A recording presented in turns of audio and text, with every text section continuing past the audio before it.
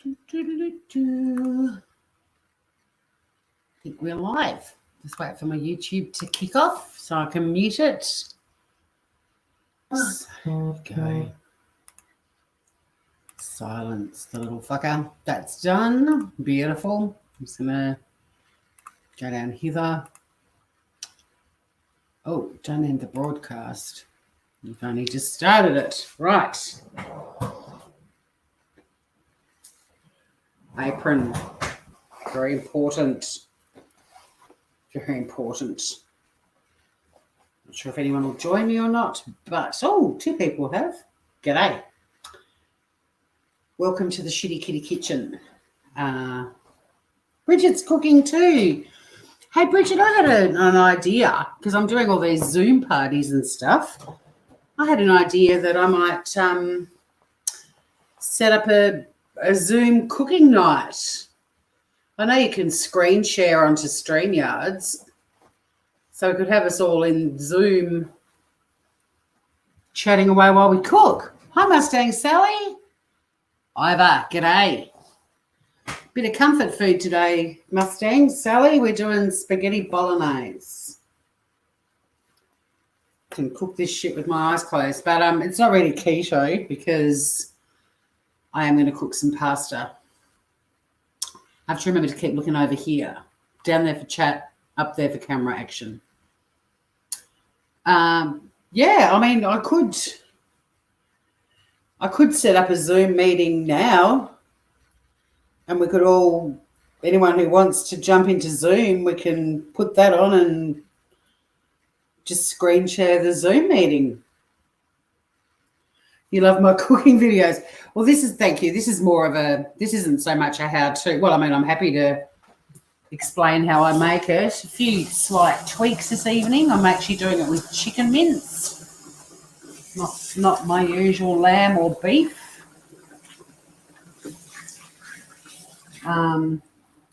It's really more just to have some company while I cook. I'll see if Bridget reckons maybe we Zoom another night. But it could be fun, hey? Could be fun. So I'm just going to get an onion and some garlic ready. I've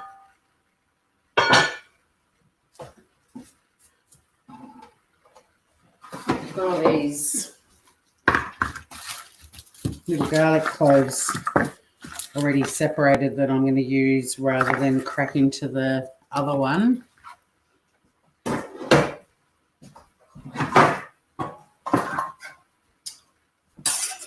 How's everyone doing? You're almost done. Well, let's chat about this, Bridget. I think we're onto something because I've got some friends up in Brisbane who are mad cooks and it could be chaotic with everyone, but it's sort of, it's nice to cook and chat. Like if friends of mine, if I invite them over for dinner, I don't normally cook. I don't normally prepare food. I mean, unless it's something super fancy that needs to be done. I like to cook when they get here and chat to them and, have a glass of wine, which reminds me,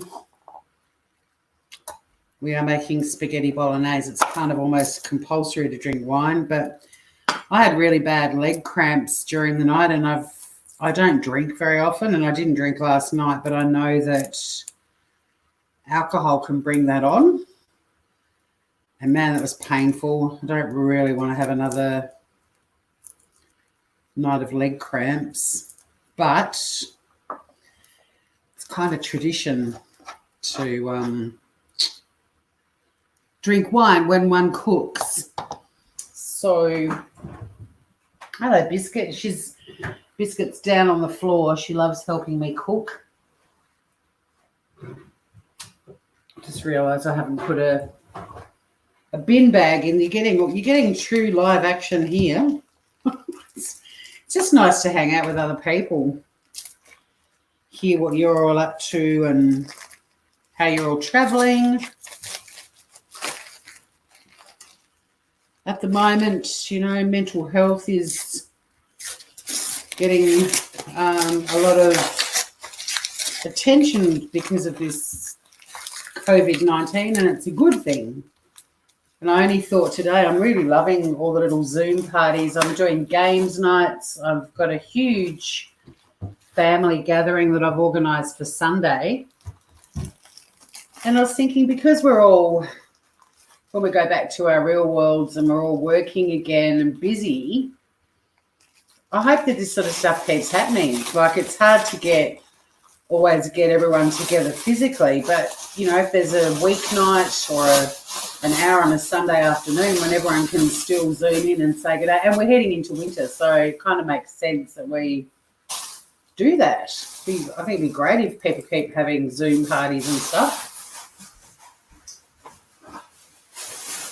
Game nights. I had a game night the other night with people from all over the country, including people I've never met before. It was great.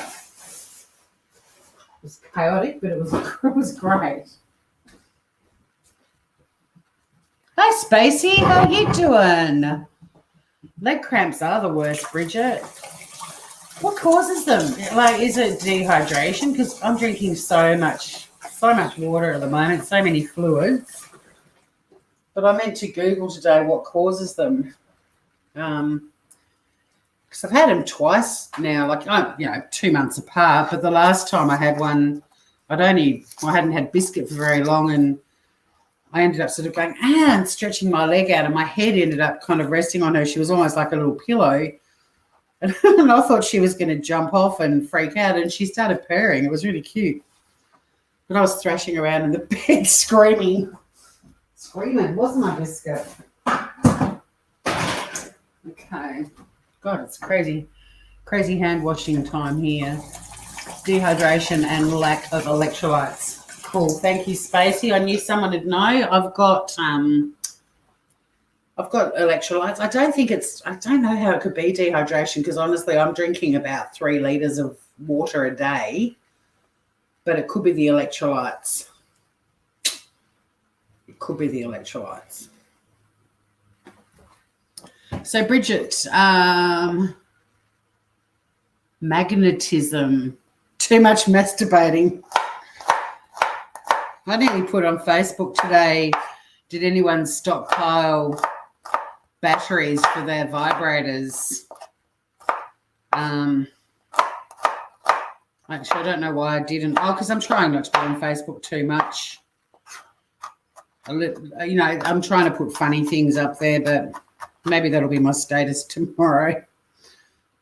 Because there's still heaps of batteries where I live. Can't get fucking toilet paper, but you can get batteries. I mean, come on, people. Priorities, right? Magnesium. I put magnesium on my ankle every night because I've got tendinitis. Maybe it's not absorbing, or I don't know. Maybe I'll put it all over my legs. I've got a spray one. I'll try that tonight, see how we go. Pack Pilates clothes for tomorrow. I won't be going to Pilates tomorrow. Was anyone wacky and crazy for April Fool's Day? Did anybody do anything? Did anyone prank anyone? You wacky pranksters. If you're wondering what I'm doing at the moment, I'm just chopping up 3 cloves of garlic, because when I make spaghetti bolognese, I do not fuck around. Not when it comes to garlic. No way. Yeah, I didn't even realise it was April Fool's Day till I was chatting to Ivor, and Ivor said Happy Fool's Day, and I had a look at April Fool's Day, and I had a look at the clock, and it was 12:15, and we were both like, oh, well, we missed that one. We missed it. I was meant to do some recording today, but I spent all day Monday recording a show for print radio, a radio station I volunteer for, Radio for the Visually Impaired. We basically read out news and stuff, but I've got a little show called Body and Soul. So I was doing that all day Monday, and I also got interviewed on ABC Radio because the little town where I live got invaded by beachgoers. Nothing like Bondi or St Kilda or Manly, but still. And then yesterday, most of the day I spent recording my podcast. So I was meant to be doing recording today, and I've done everything but, and I've had a great day. I'll do those stories in the morning, and then it's study day tomorrow.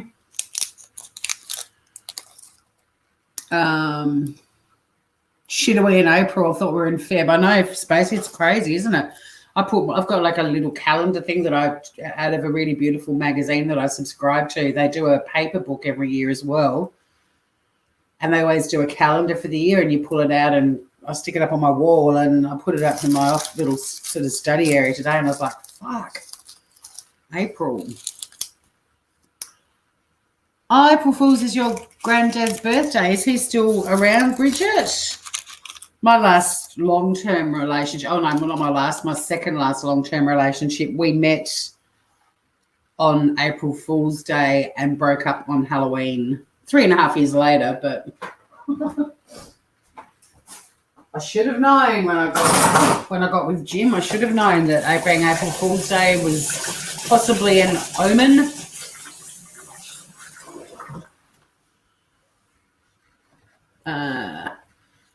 What's for dinner tea? She's cooking spag bog. I am cooking spag bog. Why aren't my eyes watering? Probably because I've got glasses on, but I'm also going to use my little chopper for my onion, because even though I love my knife and I love chopping, it's kind of noise pollution. So I'm going to use this little gadget instead.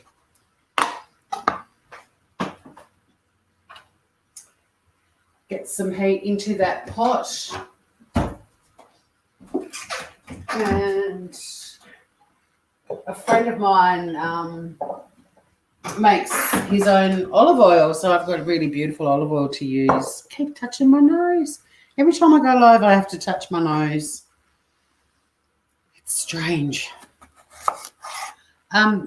Bridget, I didn't cancel my Bella Box subscription. I thought I had, and I'm so glad I didn't, because a box of stuff rocked up, and they've got new boxes that are like Tiffany blue. And I challenged myself to use everything that came in it on my live the other night, and it was actually quite good fun. So I'm not cancelling it. I'm keeping that one. I've cancelled Boksu, the Japanese snack one, and I've cancelled beautifully well, but I'm still getting the quarterly Retreat Yourself, and I'm still getting Bella Box. Makes me think of your Bella too when I get it.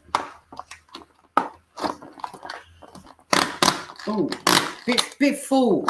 Put a bit too much onion in my little chop. Yeah, the new boxes are really pretty, aren't they?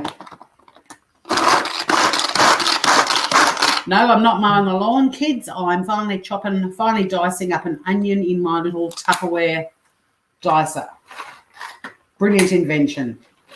Not easy to do like this. Much easier on the bench. Hand on top and...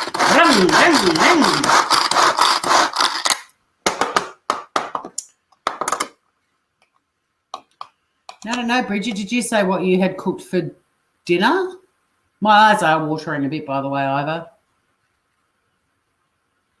Stay for a bit. Excited for the eye product. Now my eyes are really starting to water. What eye product? I don't look at what's coming, although are you talking about the thing we had to choose? Because I got an email I had to choose a colour, but that was for my eyebrows, not my eyes.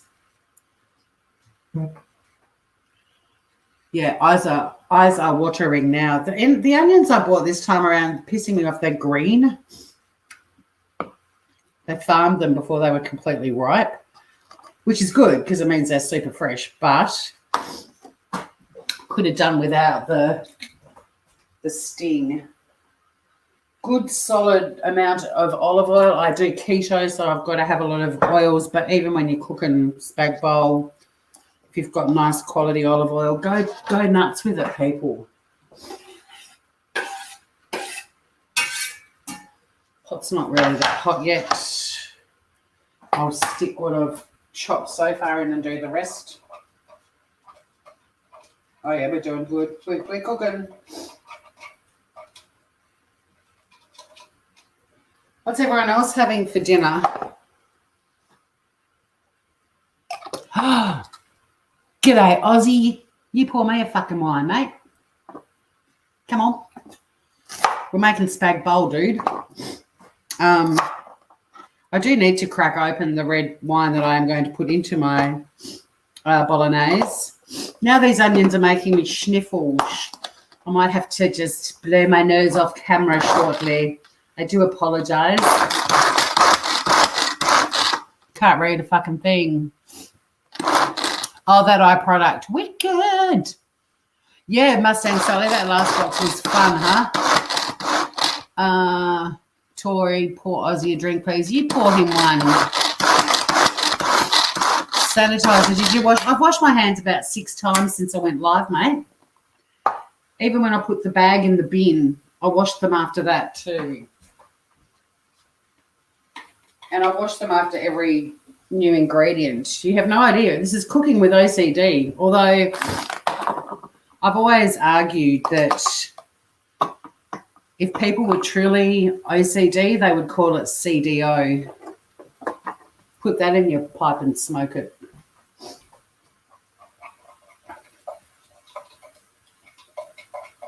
Who doesn't love the smell of oil, garlic, and onions a cooking? So delicious. One of my friends who can't cook puts butter, garlic, and onion in a pan and just starts cooking it so her kids start to appear when it's dinner time. Because if she calls out dinner, they're deaf. But if they can smell it, they come up and then she'll have like, I don't know, a pizza or whatever she's ordered them for dinner. Just got to get this snipple out. Sorry, everyone.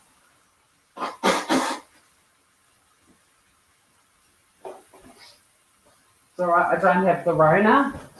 I just have really fresh onions.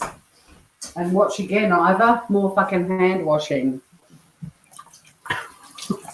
It is the best smell. I love to play keto. I almost got the jackpot one. Yeah, good one. Savaloy's either got nothing else. Oh, well, it's all right, Dales. Nothing wrong with a little cocktail sav, unless you're actually about to have sex with it. Then it's a bit awkward, but, you know, for dinner, whatever it takes, mate. Cooking with Tori. A chicken and broccoli pasta. Well, that sounds delightful, Bridget. It does. I like to use a wooden spoon when I make my bolognese. I don't know why. I've got heaps of other spoons that do the job. But these onions are a bit green, which doesn't matter. They still taste good, but green onions are the place to be. I haven't had a drink yet. I haven't had a drink in weeks, months. Well, no, I did drink the other night playing Cards Against Humanity when I Zoomed everyone in. I drank half a bottle of champagne. I was legless after the first half a cup. It's good. It's actually one good thing about not drinking for a really long time is you become the cheapest drunk around. Red wine. What do I have? Oh, this sounds like the wine for me. It's probably not that crash hot. Who gives a shit? As long as it doesn't have sulfites in it, I'm drinking it. Anyway, it's a Jacob's Creek Cab Merlot, perfect to pop in a spag bowl.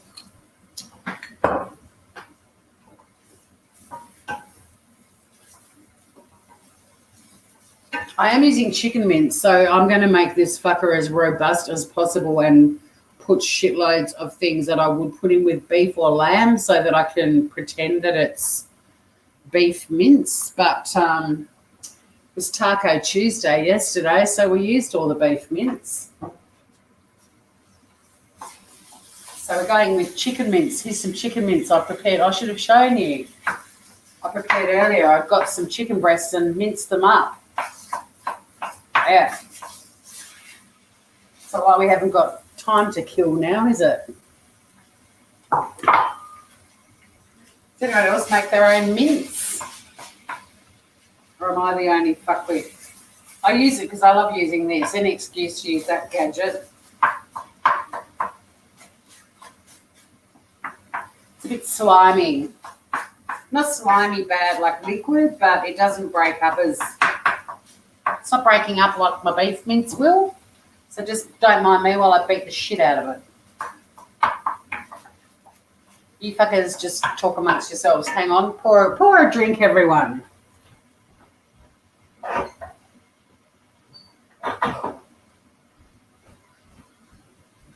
I'm not sponsored by Jacob's Creek either. Trust me, if I was going to get a wine sponsorship, I would be sponsored by Penfolds. Cheers, everybody.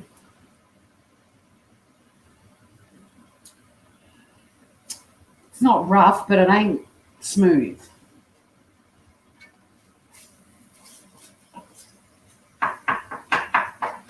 But it's better than a goon bag.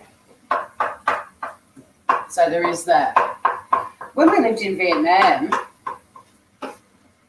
there was Jacob's Creek and de Botoll wine everywhere. That was it, though, for Aussie wines. So we used to drink Chilean wine or French wine, but mainly Chilean. Oh, my God, so good. So good. So we weren't going to pay 40 Aussie bucks for a bottle of de Botoll that you wouldn't piss on if it was on fire in Australia, right? Sorry, de Botoll, I'm sure you're lovely people. Oh, hang on, were the de Bottolls the drug ones? Or no, that was, who are those fuckers, the drug dudes in Melbourne? What winery was that? Oh, it'll come to me.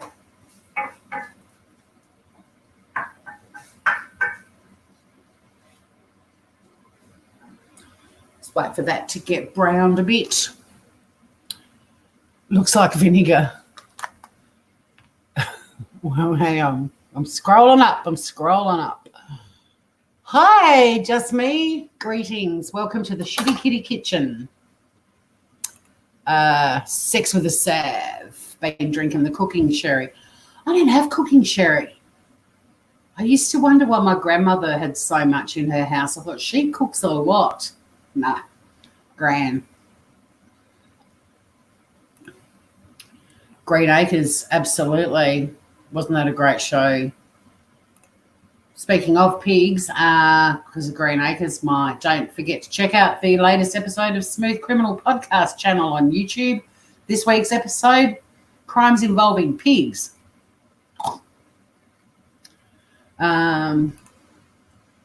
Chicken in a spag bowl. Yeah, chicken mince is a good substitute. Mate, what are you talking about? I'm not using like some vegan pretend meat here.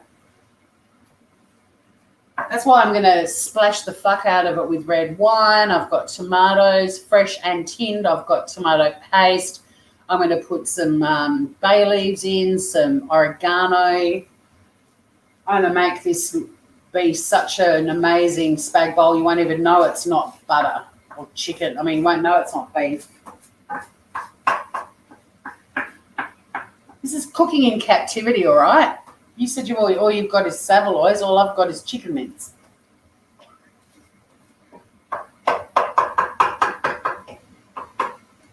Actually, though, because the chicken is so fat-free, I will have to add some more olive oil. Beautiful, locally produced olive oil, unfortunately. Because it's not given off. You know when you're cooking your mince, all that oil and fat starts to emerge? Not happening with the chicken. It's like lean cuisine. Can't have that. I should have left the dress on I had today. I put on a dress that I haven't been able to wear in 5 years. I've lost 9 kilos. Holy shit, I felt amazing and really cold. So I changed.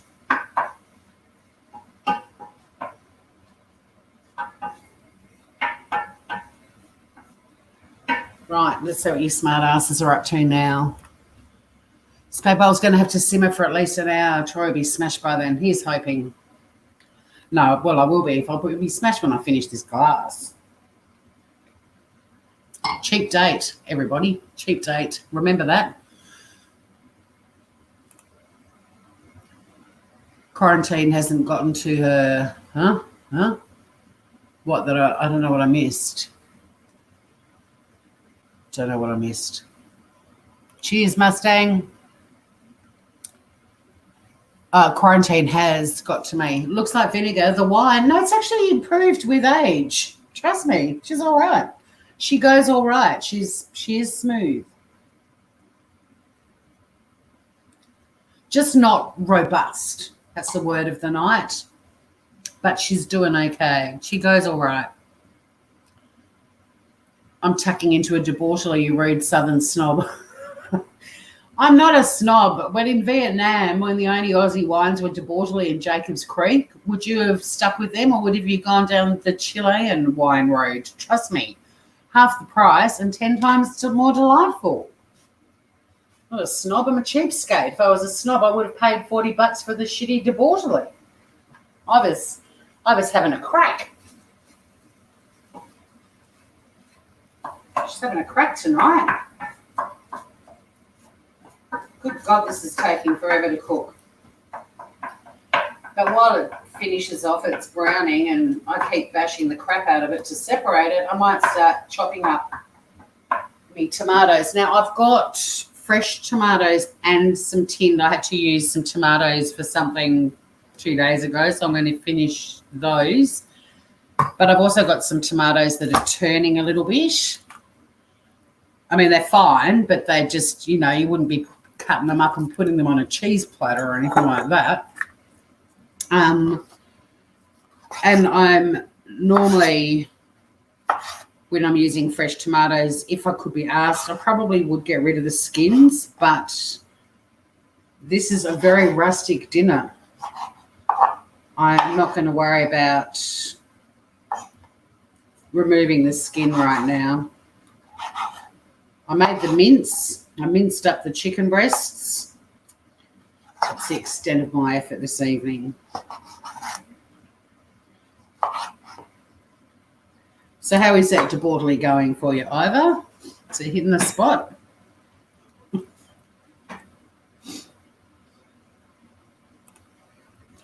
Save Robbie.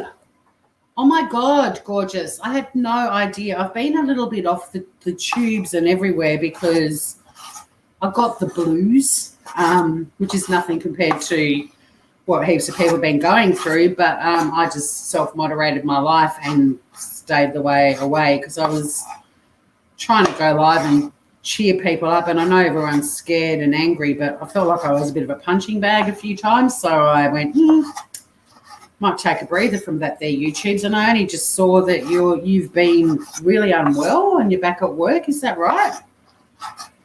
Did you have the corona? I haven't had time to check out the full story yet, but I'm always the last to know. But I'm also really sorry I didn't send you any messages of love and support because I had no fucking idea. But good to see you in here. What was the deal, mate?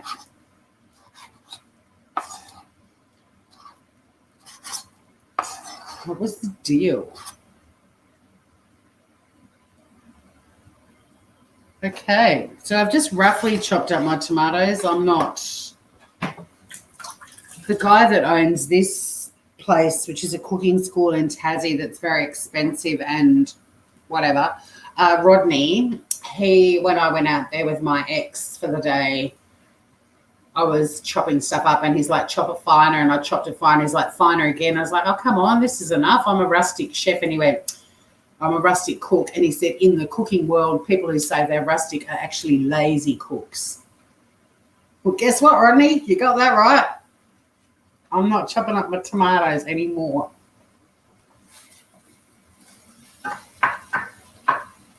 All right, got some browning action happening now. Great excitement.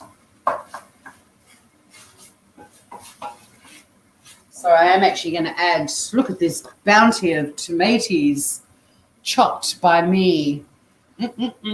So they're going in. And while they go in, I'm also going to put the rest of this tin in.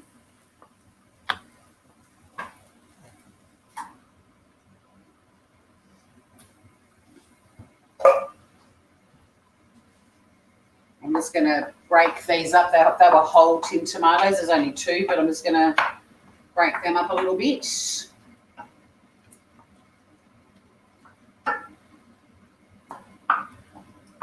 just get the liquid moving around the pan. Now, I don't normally make this with chicken mince myself. It's not my chosen mince meat.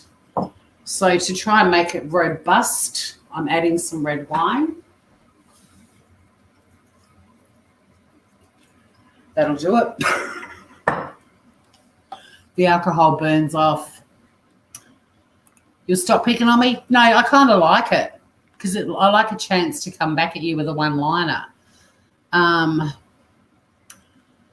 Where are we, though? God, you guys are chatty. I love it. I've seen that dress, you tart. You look good, actually. Thanks, Ivor. Thanks, Darls. Congrats. Just me. Congrats, Tori. Congrats, just me, too, for something.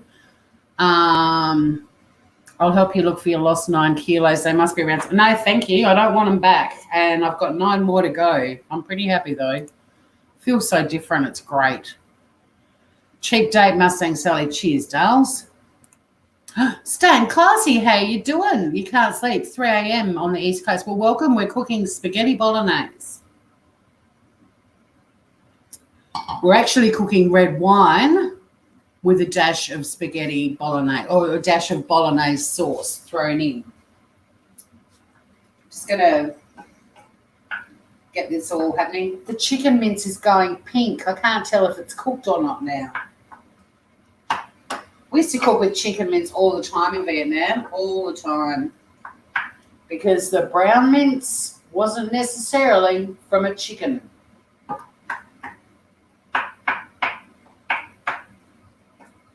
They do also have a fair bit of chicken in their diet. Right. I'm going to add the oregano now too and the paste. You just chuck this shit all in a pot and just let it get it up to a really good simmer and then just leave it. Set it and forget it.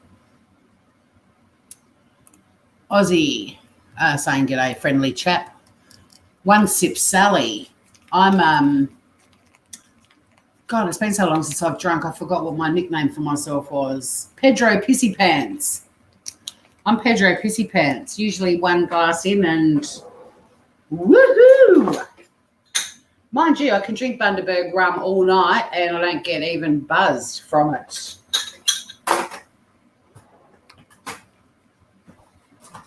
Don't mock me. This isn't posh. I get arthritis. It's easier just to cut shit in my kitchen.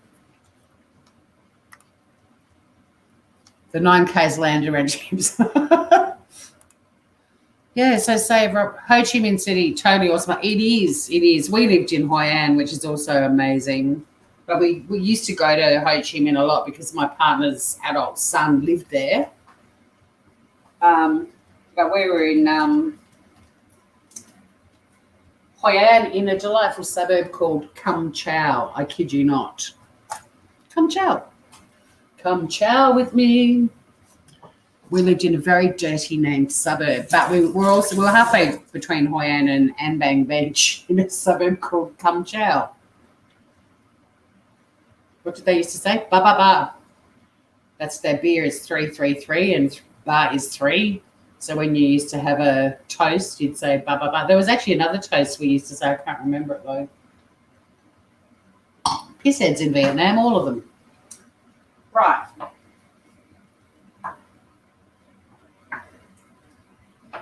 Huge Aussie expat community all over Vietnam.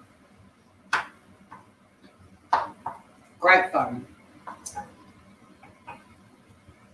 All right, my plans for the chicken to end up looking like beef so far not happening.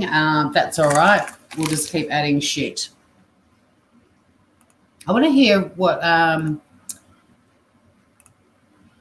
Robbie's. God, there's some love happening in chat. I love it. Rustic spag bowl is traditionally an Italian food. Well, there you go. Peasants. We're all peasants. Let's enjoy this shit. No judgment. I'm putting in heaps of oregano because I'm a huge fan of heathers. I wish I had some fresh. I actually have some seeds to plant, even though technically going into a Tasmanian winter is not the time to grow seeds. Because I've got really good insulation and heating, this house is very warm. So I'm going to plant some oregano, but I always put heaps of oregano because I love the movie Heathers and one of the lines from that movie was, "What's for dinner, Mom?" And she'd say, "Spaghetti bolognese with extra oregano." Didn't do that impression very well, but it's a true story. See, look, I've got seeds to grow in my indoor country garden. So I've bought dill, basil, chili, cumin, oregano, and parsley, and it's a flat and curly mix. Look out, living on the edge with the parsley.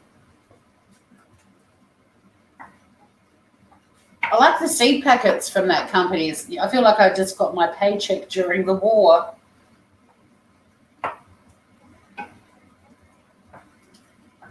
I really hope the chicken mince absorbs some of the wine and looks less pinky when I eat it.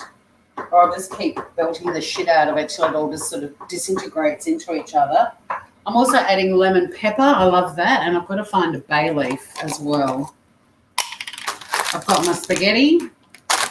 I've got some Parmesan cheese that I will be, fatting. Curly whirly. It's all happening here.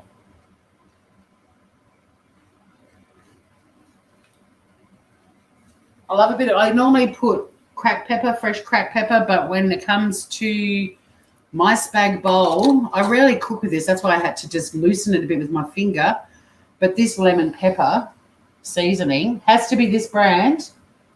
Don't substitute, people. But Spag bowl isn't the same without it.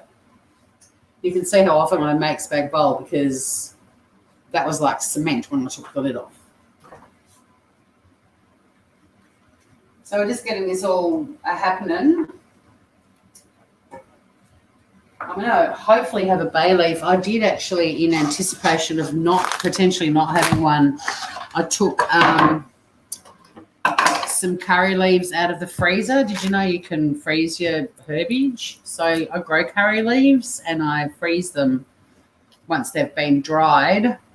But they do give a really nice punch to a meal as well. But I only got those out of the freezer, out of a little tub I've got in there in case I can't find a bay leaf. There is going to be a bit of rummaging.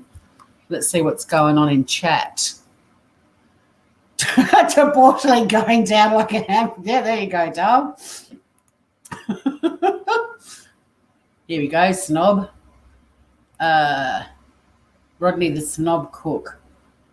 Fuck, I know we talked about Rodney, but I've missed it. Olive oil, thyme, and stock. Bit of stock in yours. I don't put stock in mine. Garlic went in the pan first. I have a problem. First the garlic, then the onion. Normally we put them together, but that's just the way it happened tonight. Garlic first, onion second. Yep, Aussie's onto it. Oh, we've got the wine. Stayin Classy loves cooking with wine. Excellent flavour in so many dishes. Love it. You're Italian. Yeah, well, you'd probably be horrified. Although I did read an article in The Australian a few years ago about the perfect spaghetti bolognese recipe, and they asked all these Italian nonnas, and at the end of the article, one Italian nonna said, the spaghetti bolognese you make for yourself that you love is the perfect recipe. And I was like, bless you, nonna. Bless you. There is no perfect recipe. You make it how it works for you. But like I said, I wouldn't normally use chicken mince, but because we had tacos, I wasn't going to do chicken mince fucking tacos.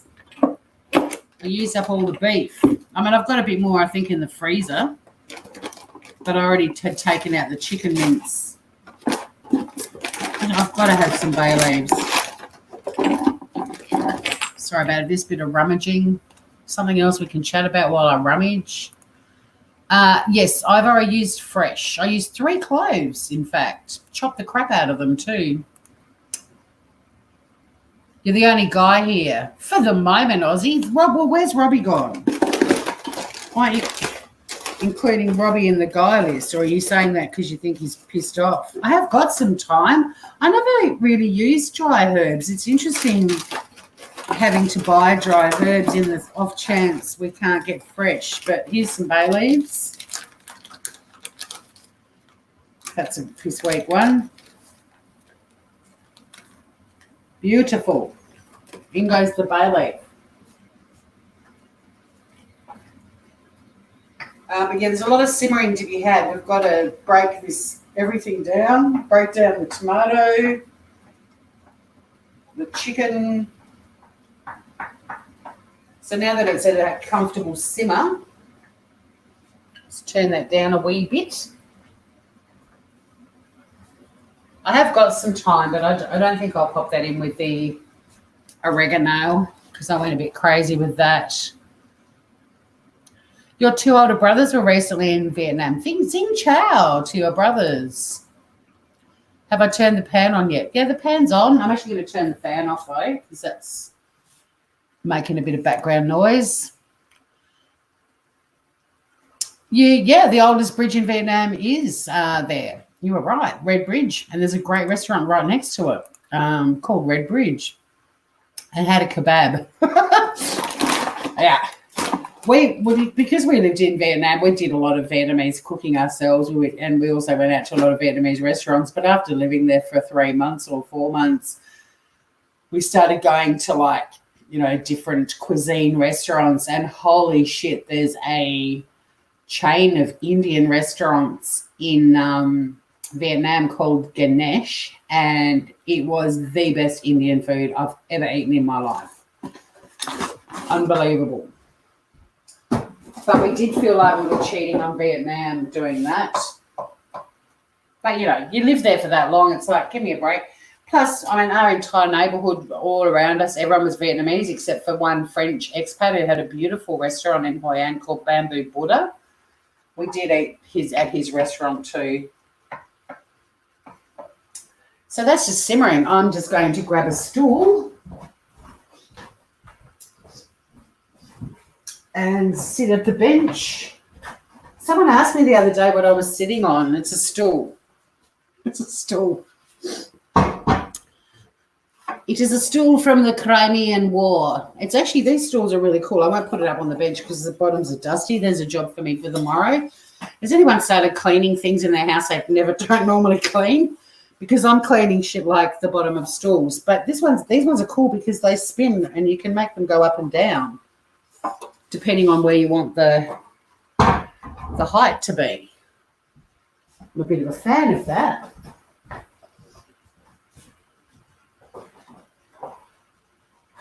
Right.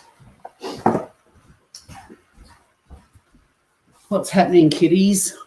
I might put this computer closer now that it's not at risk of getting sprayed in garlic jizz. What do you do if you want to do a poo in an English country garden? You poo in it. Yeah, she's hilarious. Hey, does anyone want to come up? Does anyone want to take a link? I'll chuck a link in the chattery because Iva's fucking hilarious, Aussie. Oh, my God. Oh, my God. I hope you're still around.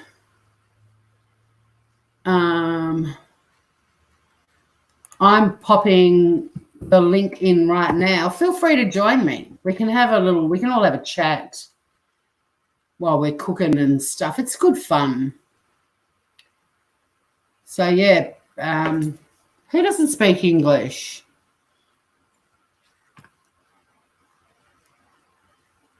I'm scrolling back up. They do look like pay packets. They do, just me. You're getting all curly parsley with yourself. I love curly parsley. Don't get me wrong, I love the Italian, or we call it Italian parsley, the flat leaf. But curly parsley, you've just got to put some elbow grease in and chop it up. Same as coriander. Coriander is a terrible herb if you just put the leaves whole on top of a dish, or cilantro. And most people go, yeah, I hate it.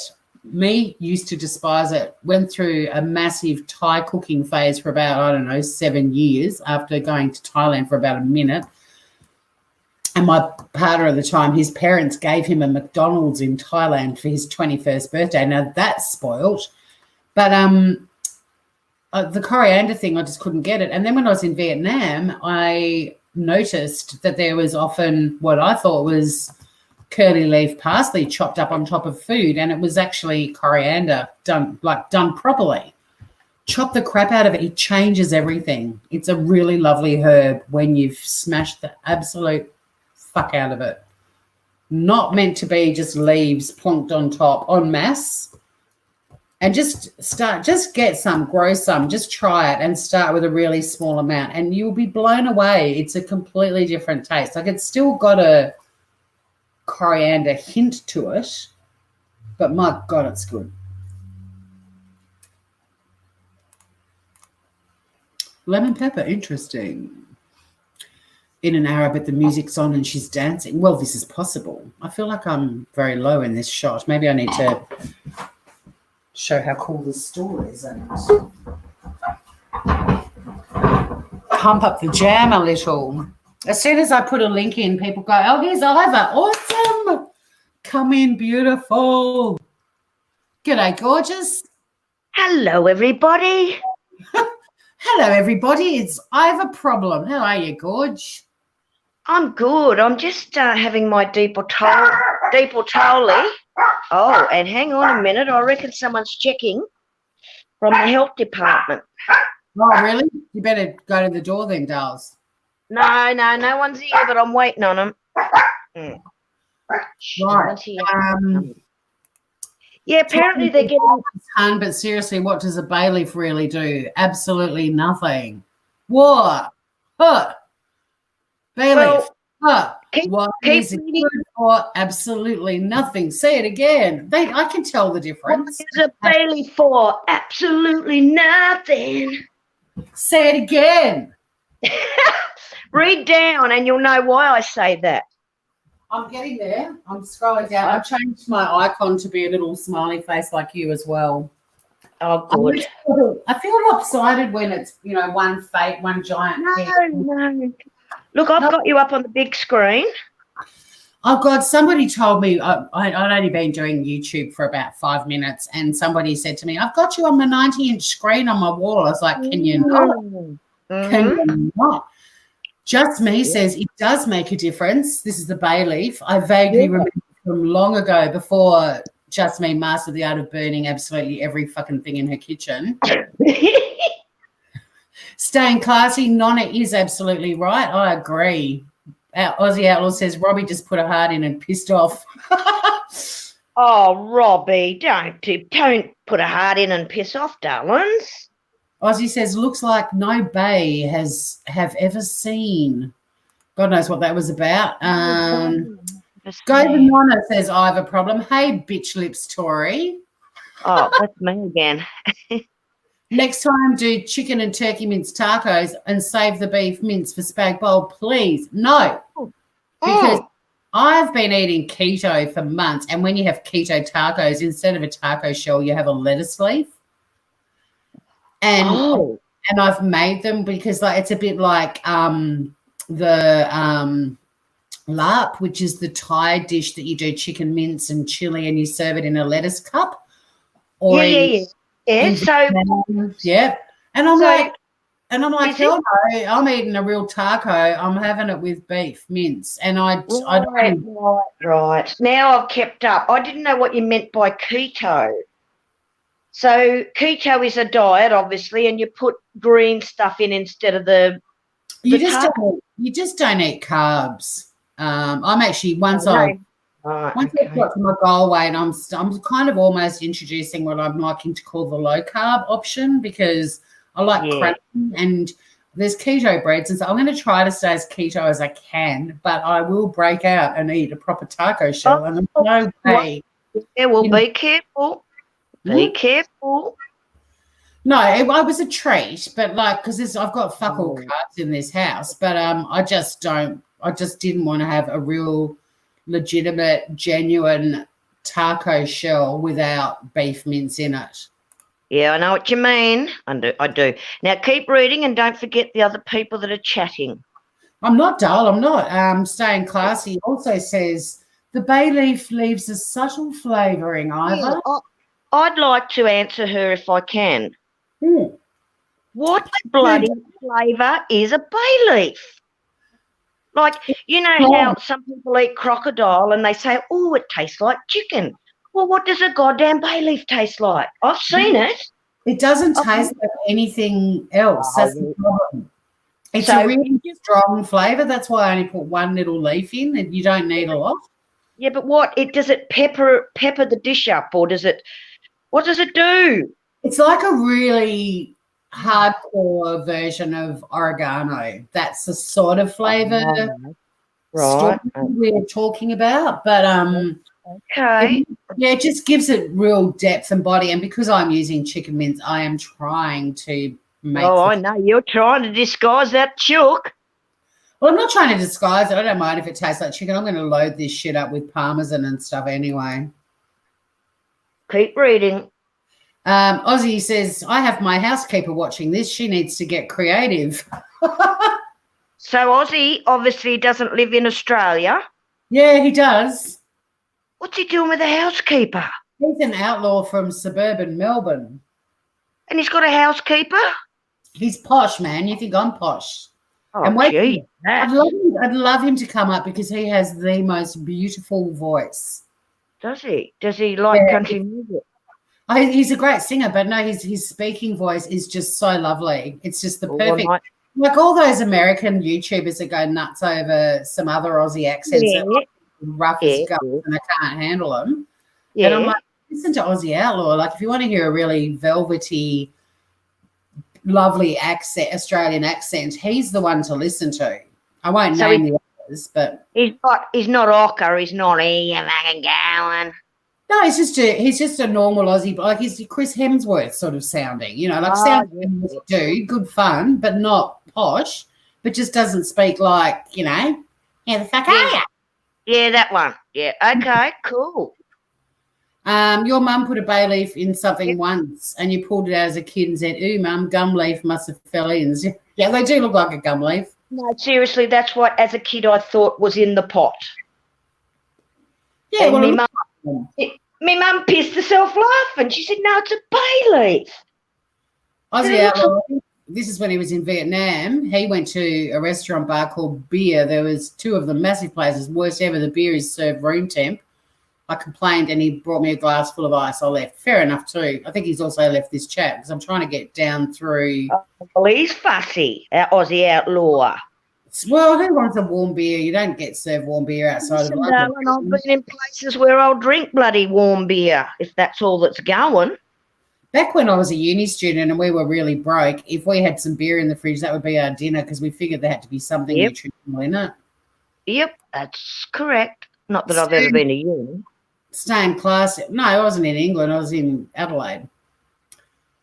Oh, now what's going on over there? Can I interrupt and ask about Adelaide? Something's big. I want to see where Aussie is. Come on, Aussie, come up. I'm putting the link in again. Get in here. Get in here, mongrel. It's like he could seriously read a recipe and I'd be like, really? Yeah. Mustang, come on, Aussie, do it. Mustang loves our accent. She's in the States. But yeah, he's just got this lovely, smooth voice. And like I said, he's not proper like a snob. He's just a normal Aussie dude, right? Look at Mustang. Mustang Sally's in the States. Where's she from? Okay. Are you Texas, Mustang Sally? I can't remember where she's from. See, oh, here we go. Here it comes. Are you ready? Oh, look at it. There you go, mate. What's going on? Oh, no, it's a bloody... Everything all right, mate? Oh, mate.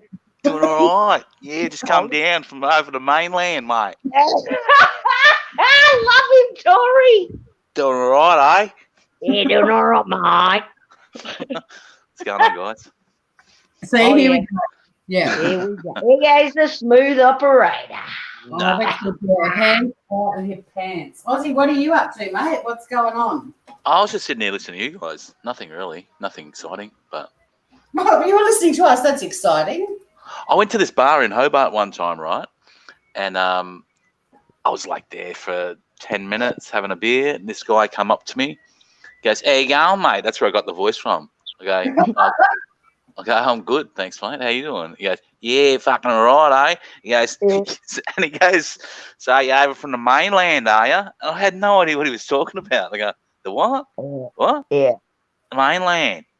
I Yeah. just what, Australia? What are you- Well, Yeah. I was a Tasmanian as well, Aussie, and we are sorry. bogans are exceptional. Oh, no. Look, I'd say if you have a look at your screen now, people, on the left we'd have medium bogan. I'm a dead set bogan. And on the right over there is Aussie. I don't know what he is.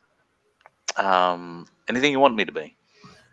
We've all got a bit of bogan in us, but Tasmanian bogans are really like hardcore. Yeah. We've got ones that have got the really skinny legs in the Yep. skinny jeans that do the little head going backwards and forwards. How the fuck are you? Yeah, that one. That's me, kind of. And- And I'm trying to get out of it. But the thing is, like, there's bogans all over Australia. For those of you not Australian in chat, like Mustang, who's in New Jersey, by the way, bogans are the Australian rednecks, basically. Yes, So Yeah. yes. if you think Tiger King, that's a bogan in Australia. Yeah, But, yeah. And although there are bogans all over Australia, the majority of them in the bigger cities like Melbourne and Sydney, it's like 6 train rides for them to get into the city. But in Hobart, they've only got to walk. They've only got to walk 4 blocks. So you know, they're on your back doorstep. yeah. I mean, I remember when I lived in Sydney, and people would say, "Oh, you won't see many bogans in the CBD because they've got to take 6 trains to get in here." And I was like, "Well, come to Hobart. They've only got to walk 4 blocks." Exactly. Yeah. I was there. I spoke to this guy for like, I think 10 minutes, and his wife was doing shopping, and then she came back in the pub, and he's like, "Oh, you want to see the mate I've met?" And he's like, I was like so embarrassed, and he's going, "Do you think Dales he can come up and stay with us next time he's over here?" And I'm going, no chance. I'm just going to chain me up in some fucking shed or something. Yeah, yeah. No, it's not happening. Oh, see, Stayin Classy thought the same way as I did as a kid. Thanks, Stayin. I'm Stayin' just alive. putting some salted water in a pot to cook my biscotti in. Oh. My sister used to live in Tasmania, my older sister. She was personnel manager at Cadbury's. There. Oh, really? Oh, Yeah, and she used to live, what's the mountain there? Mount Wellington? Mount Wellington. Wellington? Mm. She used to live at the base of that. And it's like an Insane. old, yes, that street. It's a dead-end street. It's like a restored schoolhouse she lived in. Yeah. It's a dead-end, Wow. like it comes to a gate, and there's like, she was 3 houses down from that. And Nice. Well, Oh, beautiful glad- place. lovely islands in the northwest of Tassie. I'm right up the top-ish. Oh, look at you, where the ferry comes in. Ferry crossed the Devonport? Mersey. Yep, that's Jerry- me. That is. Jerry- Yep, yep. That's Jerry and the Pacemakers. Would it That be? is. There you Mhm. go. No Was it music. really Jerry? I didn't know who sang. I mean, I know the song, but I've just learned something. Yeah, And anyway, Darren. Mustang Sally's learning shit too, apparently. Yeah, because she's And delayed. Just very much love. It isn't easy in New Jersey right now. In fact, it isn't easy all over Joycey the world. Gill. Australia doing really well. Yeah. But we haven't gone into winter yet. How you doing, How you doing? Joycey girl? Jersey. Hey love- there, Jersey girl. Where's that? Dancing down the love street so you fancy free. inside? Bit of Seekers. I've been playing heaps of really like old school sort of Australian and American music, like the Seekers and the Carpenters, and And the Jersey boys. She was amazing, Karen Carpenter. Wow. yeah. Well, Oh, she wasn't she? sings in my I'm not a great singer, but she sings in my voice range, and so do Crowded House. So they're the ones that I sing along to the best. Yeah, me too, mate. Me too. I can't do any Crowded House. I did the other day, last week covered Boots Are Made for Walking by Nancy Sinatra. Oh, Yeah, did that's you? a beautiful song. Mm. We What did I do this week? This week I did Hey You by Pink Floyd. Hang on a minute. Hang on. Sorry, Outback. What? Aussie Outlaw. Outback? Now, Outback. Outback and Outlaw and Out Your Crack. Have you got a band or something going on that I don't know about? Fess up. I used to. All right. Now I just do my own songs on my channel. And I didn't even know you had a channel. Tori, why don't you keep me up to date with all these bloody men? Because I know what they're like, Oliver. Yeah. Yeah, here's the link to Aussie's channel. We could Right, I'll see that Your later. reputation precedes you. Thank you. even play a bit of Aussie. Yeah, well, whack him on. Oh, What's your Whack him favourite? on. What's your favourite cover, Aussie? What would you like us to play to show you off? Yeah. I don't know. What's there? Shitloads, man. I can't remember. There was a song of yours I listened to ages ago when I first met you on the tubes. All right. This the creep one. I did that 4 weeks ago. A creep one. Yeah, you did one the same week as God Loves Me as GLM. Yeah, we both planned that. Ah. Oh, look, this is going way over Ivor's head. Is this the dark web?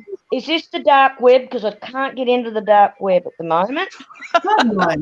Dark web. It's freaking YouTube. I watched Netflix. I watched the thing on Netflix, right? Because I'm in quarantine up here on the northwest coast, and I watched the dark web. Oh, okay. About how they get into your camera and Not getting into mine. Just saying.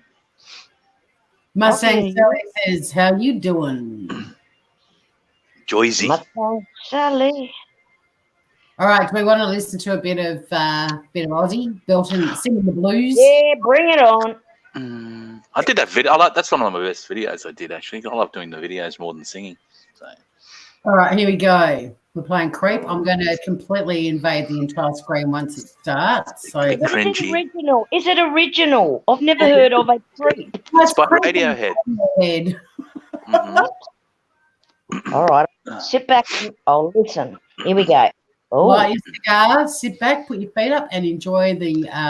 Just don't expect too much, guys. The dulcet tones. That looks like me. That looks like me on a Friday night. Fucking red eyes, creeping around. Well, on that note, take it away, Aussie Outlaw.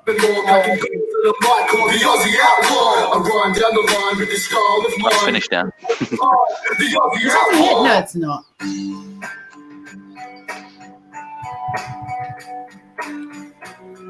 Yeah, the videos are awesome that you do, Aussie. Cheers, they're fun. Fun to make.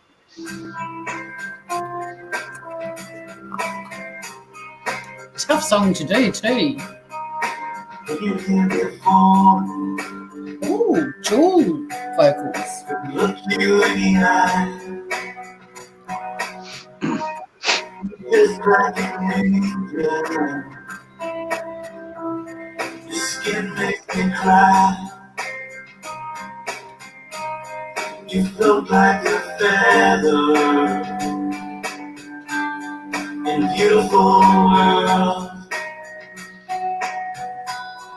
I wish I was special. You're so fucking special. But I'm a creep. Loving this, Aussie. I'm a weirdo. What the hell am I doing here? I don't belong here.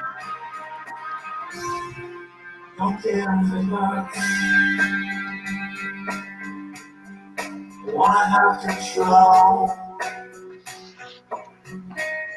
I want a perfect body. Don't we all? Perfect soul. True. Right, Aussie. I want you to notice when I'm not around. You're so fucking special.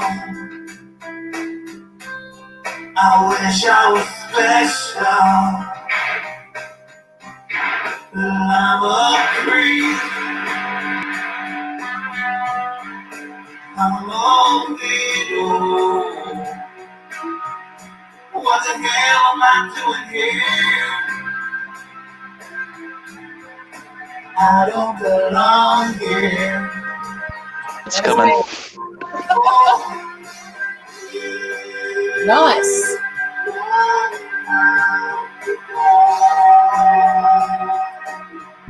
I'm running soon.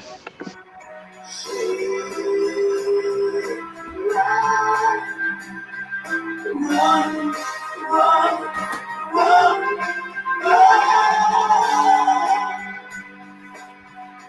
The video's wicked.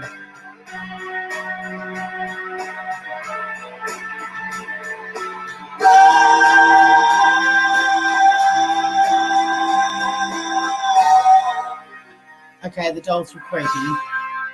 Whatever makes you smile, whatever you want. You're so fucking special. I wish I was special, Look at Tanny's comment, just me's. but I'm a creep. I'm a weirdo. What the hell am I doing here? I don't belong here. I don't belong here. Yay! That was awesome. on the floor in the crowd. That's Aussie Outlaw. I run down the She line. was a fancy thing. I'm one of bigger button. Look at you with your fancy thing at the end. Which fancy thing? The Aussie Outlaw. Oh, that's my yeah. Mm-hmm. I'm running around the street and I'm punching a whore. Look at me, I'm the Aussie Outlaw. Mm-hmm. Yeah, That was that's awesome. fun. I love Well- making the videos. They're cool. I was trying to make that as creepy and like a horror film type look. That worked, Aussie. Sorry, No, just me. Darling, that worked. I Mm. went off to the bedroom for that, I think. No, I just sat back and I watched an artist at work. Oh, It's amazing. And welcome, Just Shooting, as well, if you're still here.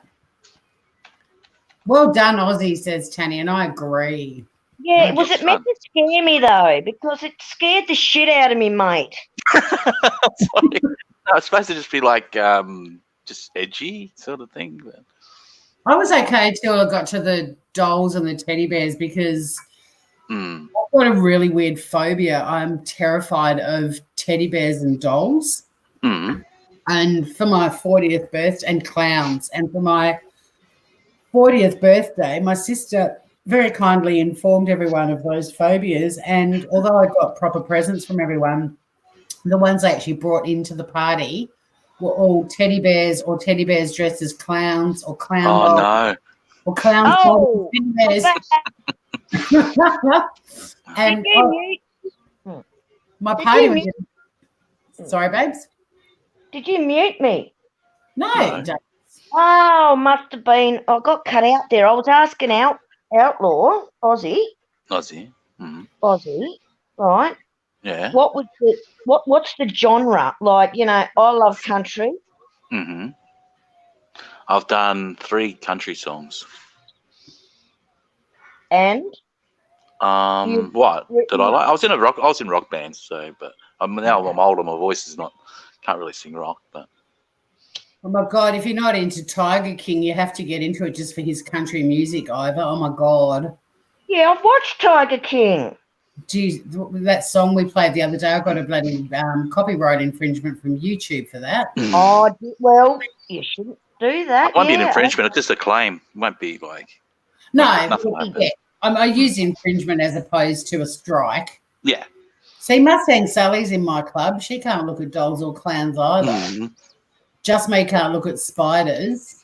Some of them I do, like the video. You try to do. You think you're doing like these 80s, 90s, MTV videos when you set up with this like whole storyline in your head, and Yeah. at the end it just turns into this hodgepodge of nothingness. You go, what does it even mean? People just laugh at some of my stuff and go, what were you thinking when you made the video? No, that's You're doing it. It's just the fact that you're out there and you're having fun and you're doing something exactly. cool, like you're actually creating because Mm. we all discovered the world of going live on YouTube and ended up following, or a lot of us met because we all followed this fucking Chris Watts case. Yeah, And- yeah. Thank And that's you. how I discovered YouTube lives. And then all the people that I used to watch who talked about it, and now all they do is go live and fight all the time. And it's like, with what's going on in the world right now, seriously, like, get creative. You're at home. I wrote a poem the other day for the first time since I was at school. I sat down and wrote a poem.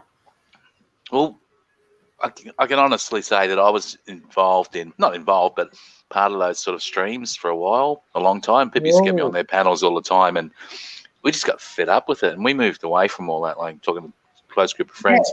And we're just doing positive people's stuff. Like, I won't go there if it's like a drama thing. Yeah, I can't do it, guys, and draining. The fact they even call it drama gives me the shit, because it's not drama, it's just bitching and fighting. Yeah, look at Mustang Sally saying amen. Yes, she's saying amen. It's usually things that face to face they wouldn't. I'm not saying, oh, you're hiding your keyboard warrior. I'm not saying that. It's like they're saying things that are hurtful that they wouldn't say if they knew the person face to face. You just wouldn't do it. No. And the thing is too, Ozzy, is that none of them are ever going to meet each other, and they go live for like 8 hours straight and just rip each other to shreds. The whole time, I mean, when I do love a train wreck. That's why I'm enjoying Tiger King. But back when I was watching those channels, I kept thinking, if they use that time to volunteer in their communities or put some creative content out there, they'd be doing everyone a favour. But this has been going on since August 2018, and there's but I've got to admit, sorry, Corey, I've got to admit, I will still do my Snapchats at the major channels that have done the Watts case. I've still got to make me parodies. I've still got to be a piglet and a donkey and an emu, and that's my little bit of jokes. Yeah, and that's cool. I have no issue. I take the piss heaps. Like, the more the merrier. But it's just, these people are adults and they've got children, and I'm going to get one of Iva's little ones up. What's a channel you've taken the piss out of that you would like me to play, Iva? Oh, fucking how many have I not taken the piss out of? Yeah, we've got a good one, though. I'm going to put Iva's link to her channel in too. I don't have any mods. All I've ever done is take the piss out of people that are making money off the Watts case, the authors, the fake doctors, the fake detectives. That's all I've ever done. Well, no, you've done a tribute video to Kenny Rogers. You've done a couple. Yeah, and some mole stole that. We've got you're taking the piss out of the armchair detective. I'm always taking the piss out of him. I don't Mary like him. Who do you want? Mary, I love Mary. Look, I love Mary, but she's been on the bandwagon. Okay, I found one that I'm going to share. I think it's a good one. I don't know, mate. It's you taking the piss out of Armchair Detective and Mary Marlowe. Oh, that'll be all right, won't it? Let's have a look. Why not? Let's have a look. Let's see. Let's watch, shall we? Stop it. Pour yourselves. Oh, my Lord. Look at me, a bogan. Here we go, dolls. Oh, Tori. Oh, Tori. Me. I laugh at myself. I don't need you to laugh. It's Iva. Oh, problem again. Right. Shut up, cat. Why does a cat always start? Anyway, what I was trying to do was thank Martin Dean for the I got the music in me. I got the music in me. And thanks to Chair Detective, I am now officially a dickhead. You got the badge. Dad, love your work. Now, also, I'd like to thank Jesus. Tell you what, if that cat doesn't get out of the cupboard, Ange Wallace up in Toowoomba. Check now, she's got it right. Yes, and the budgie says high five. Martin, I'm not using you like a microphone. Yeah, Martin Dan's my technical support. Testing 1, 2. You got that, Martin? Over to you, champion. Anyway, Mary, I've got a problem. just want to say hello. I'm warming up to do a live eventually. And I'll have all the animals and all the budgies and all the shit. Yeah. That'll be fucking fun, won't it? Oh, don't smile. Look at that. And I'll have a scarf going. I crack myself up. I do. There's a bit of Ivor in action. Oh, this is Yeah. interesting. I need to hashtag this Chris Watts now we've talked about it and watch me get 3 million watches because I put his name in it. Now look Oh, really? at Stayin Classy. Yeah, Frank Ruzek. Yeah, I made a video. Look, let's not get into it. Like Tori said, we all met because of the Watts case. I think all us little YouTube channels were just swimming around. I didn't know, and I still What's don't a know Watts what I'm case? Is it doing. like a briefcase? What is it? What's the Watts case? Briefcase? Oh, what's that? Where you been, boy? Where have you been? Don't I've been Google off making, I've been off making stuff, making videos and shit. Yeah, well, you've been having a lot. Don't put it in your YouTube search bar at all. Aussie, stay away. It was a horrible case in America in 2018 in August. Yeah. And there are still channels today who only talk about it and talk about it ad nauseum and are making a shitload of money off it. Wow. And basically it was a family annihilator called Chris Watts who murdered his 15-week pregnant wife, Shanann, and their two gorgeous little girls, Bella and Celeste, CC. Mhm. And they're talking about that?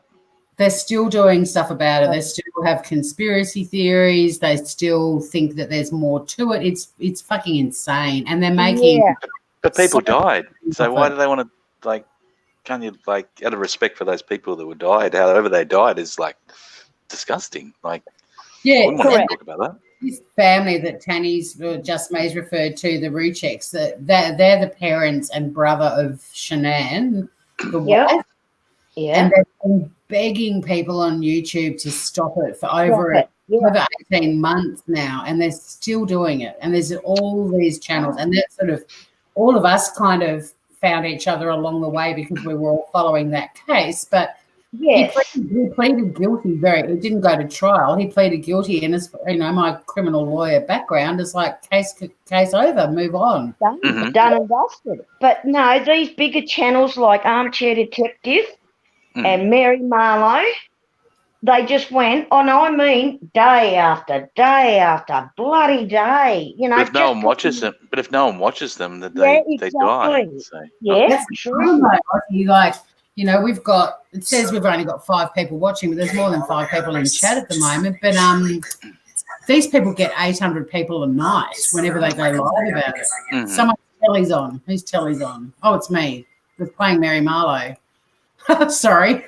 Oh yeah, do me Mary Marlowe for Aussie. Mary, where you going to? She's That's a a train. monkey Oh. song. Monkey Yeah, song. He might be able to do a bloody rendition for me, Mary. No, all I usually do, mate, is She will give me a strike. I am not playing Yeah. Mary What? Marlowe. No way. how come she never gives me one? Because you're not showing her actual videos. Yeah.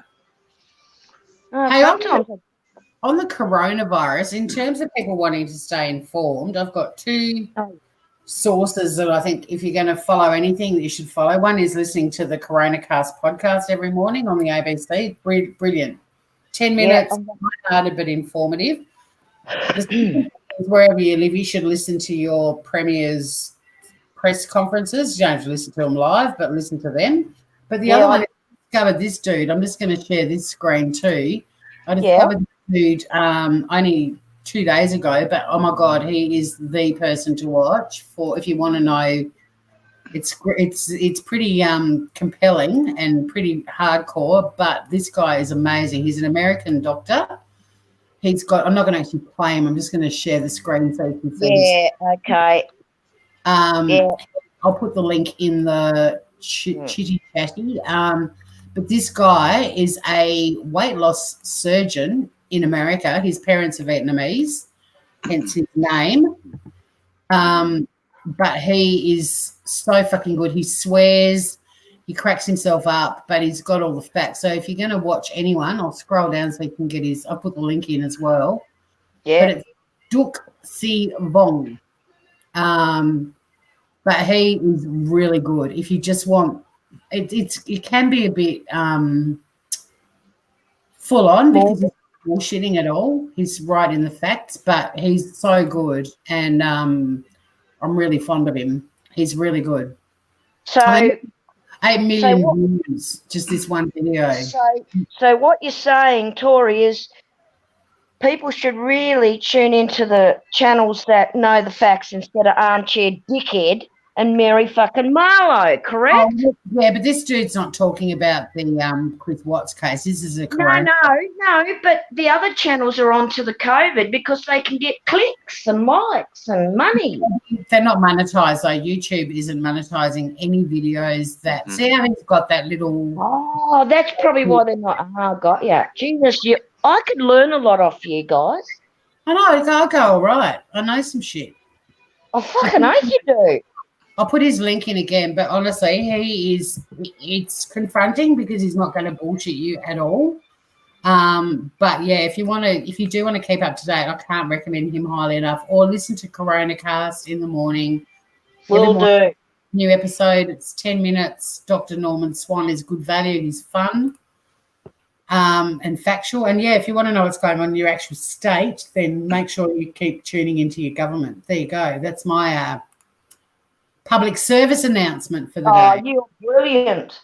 Absolutely. So what's happening? There's some kind of virus going around? What's the go? Apparently they're calling it a pandemic. No idea. Never heard about it. No, So I'm going to start going out a bit. You were one of the first people who did what I was doing too, which was taking the piss out of Corona beer. Yeah, I think it was 5 weeks ago I did a live stream. Yeah. Oh, that's just naughty. Oh, no one was doing it then. It's like, Yeah, I was filming my dog. I was filming my dog going, "Oh, you got Corona," and he 5 was weeks ago. Well, only a couple actually, and now I'm in quarantine because I've got to wait for my Corona to come back. True story though. Did you see? You know, there's heaps of stories about food that nobody has been buying from supermarkets, and they show like Brussels sprouts and all the vegan food and stuff. It's fucking hilarious. But there's also a photo of a supermarket. It must be on the mainland because our supermarkets don't sell grog. But in the grog section, the only shit left on the shelves is Corona beers. Flaming Hot Cheetos were on special again. Just saying at Woolworths today. Yeah, no, not good. Not good. $1.50. Stockpiled toilet paper. You can live on these. Trust me. Really? Well, I haven't tested the theory yet, but I think avoid as many. I can't handle food unless it's got a lot of spice and flavour in it. But I think if people didn't get, 87 million rolls of toilet paper, they probably not needed. I use 3 pieces. 3 pieces, maybe 4 a day. That's it. Can I be a pain in your ass because I've had 3 glasses of Botoll. Can Why'd you go straight for her ass? No, I said, can I be a pain in her ass? Okay. Go for it, darling. Right. Can you have a look on my channel and play him my toilet paper? Listen, look at it. I've read a bit of self-promotion. I can just click on your channel. I'm going back to tell him how much of a dickhead I am. Which one? Which one, Dale? Which one? The toilet paper one. It says, it starts with me zooming in on Coles out of Devonport. Coles. Let me see. I'm scrolling down. Is it before or after free chicken? Ivor wants one now. It's before free chicken, Dales. Yeah. I'm scrolling. I just don't know what your thumbnail is. I'm trying to read all your. It should have Coles.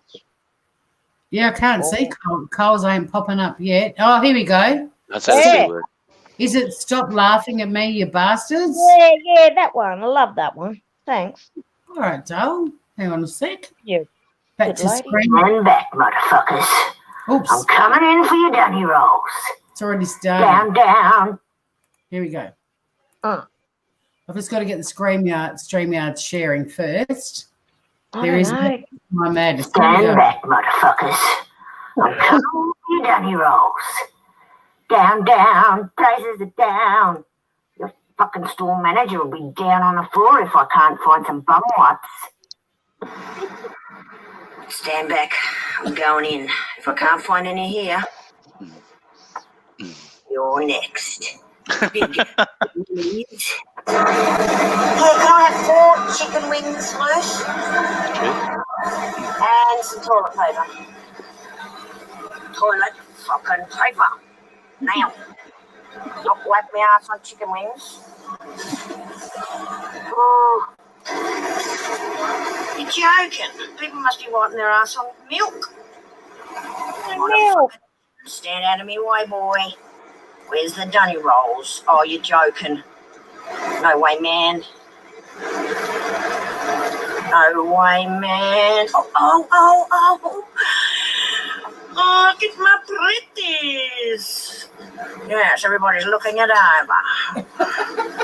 Jesus, the skinny ones that... Oh, you're joking. Finger poke through. Oh, I got some. Yeah, wait for it. Believe this shit. What's this say?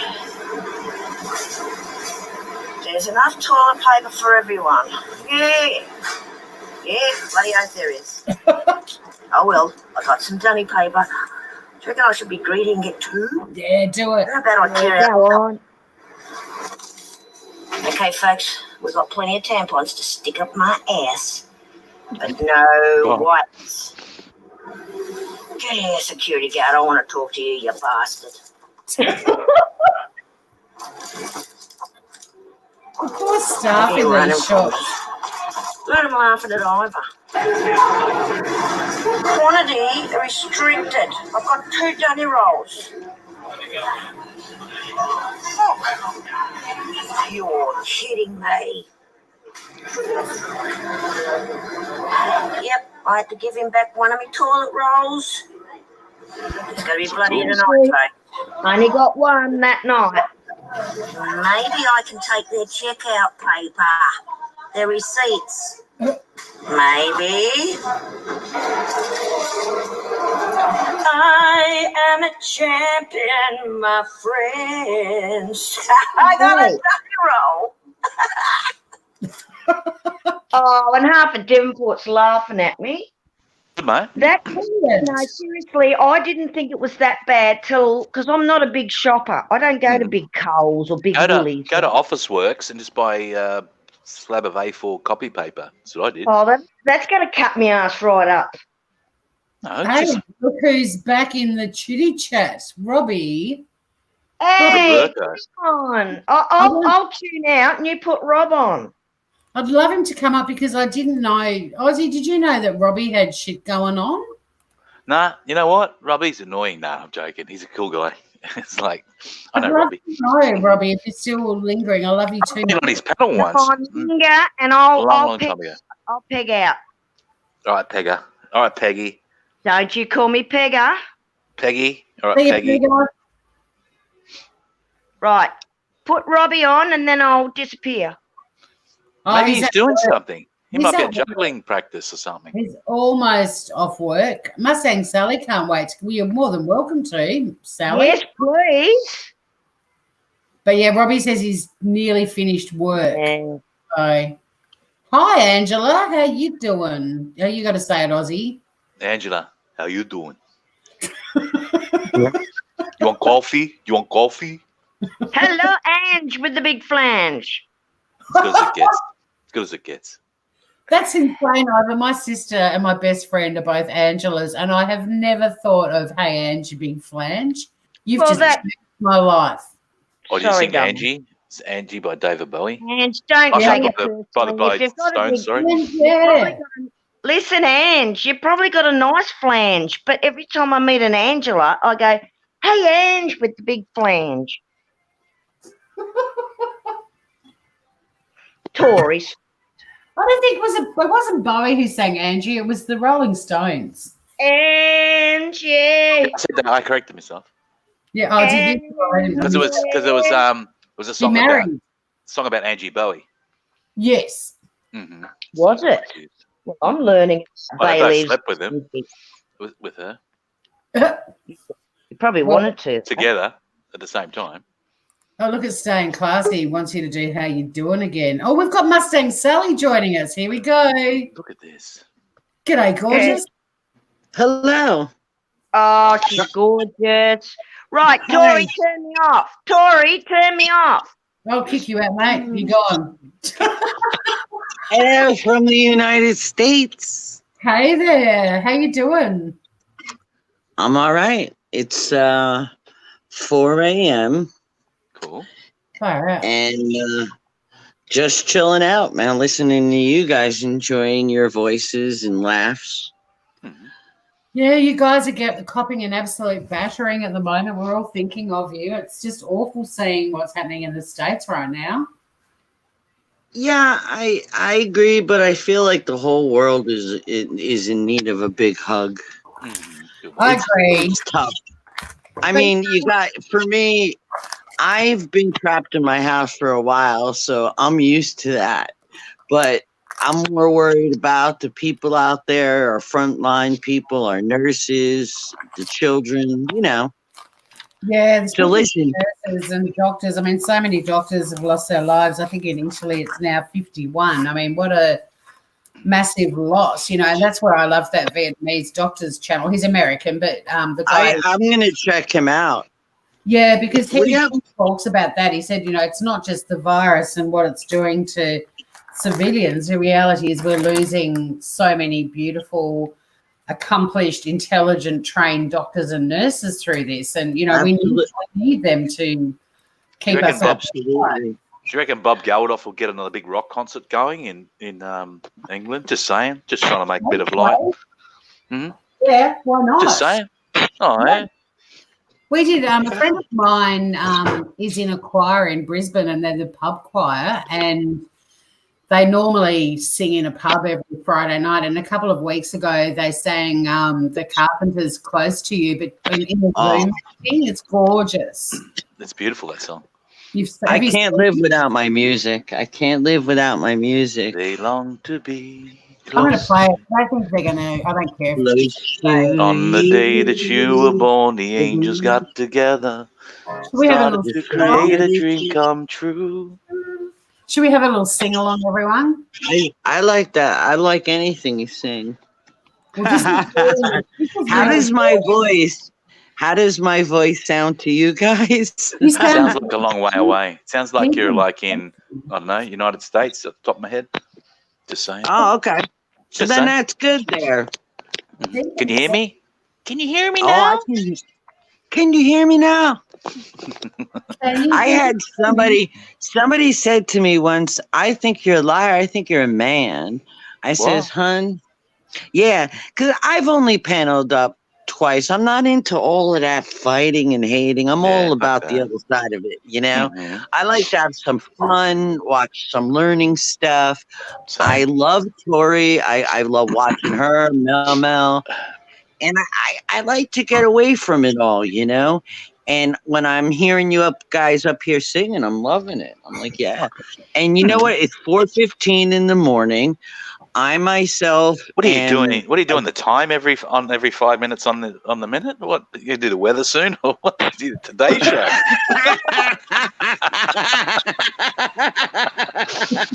Yeah, I'm a part-time meteorologist. And the weather now. tomorrow. Sorry. And for today. No, I just don't sleep, so I'm always happy when I catch you guys live. So what you sing? What do you got? What do you got? We're going to sing "Close to You" along with Angie. Choir, and I'm just popping this in a group of mine too, just to say that I'm live right now in case anyone wants to pop in and say hi on our channel too, because I think I never did that, but I've got a huge online community of 15,000 groovers that I 15,000.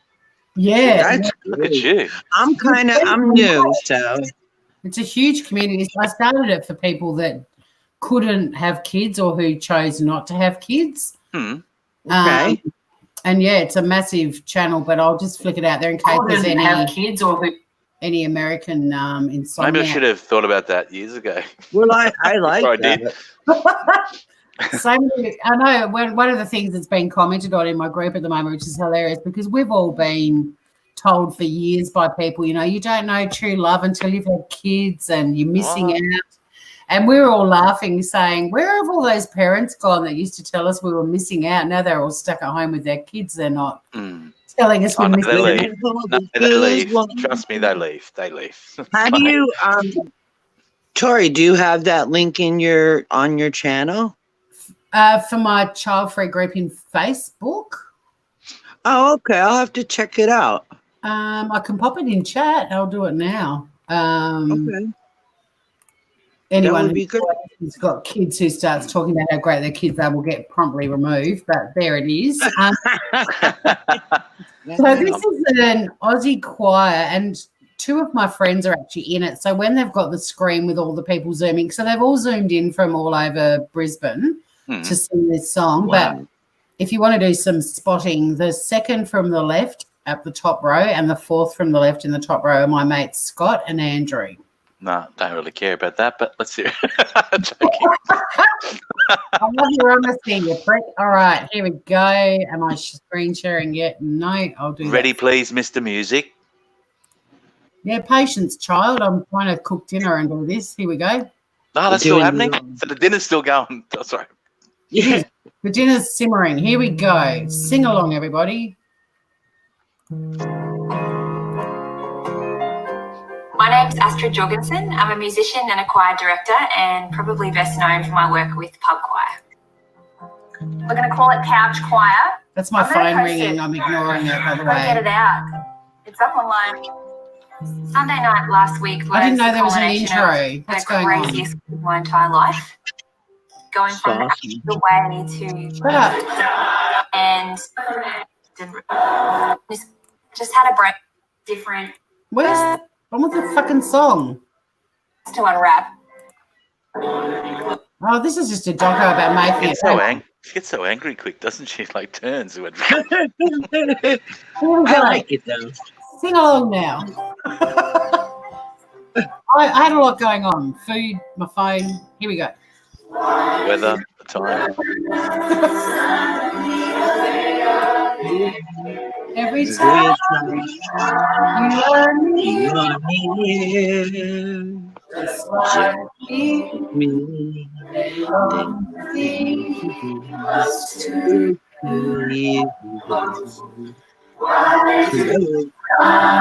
Fall down from the sky.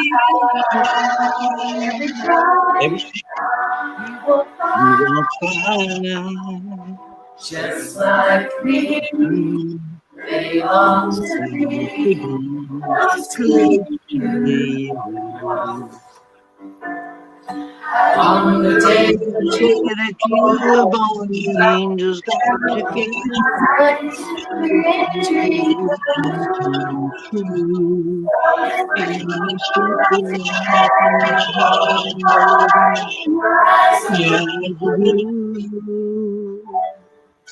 that is why all the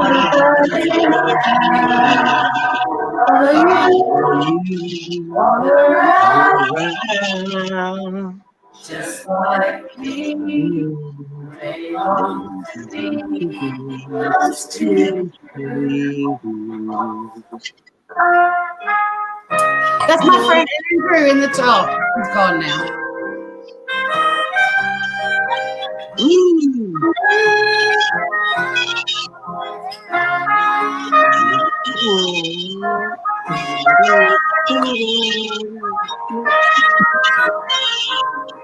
Oh yeah. On the day that Angels got together.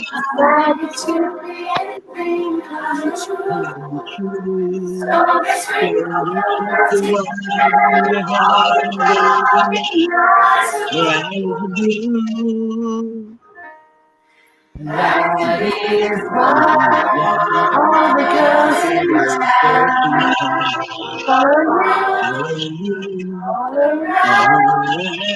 town just like me, they long to be close to you.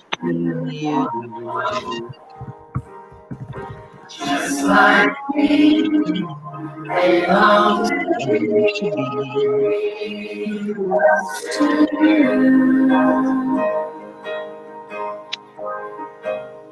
Isn't it gorgeous?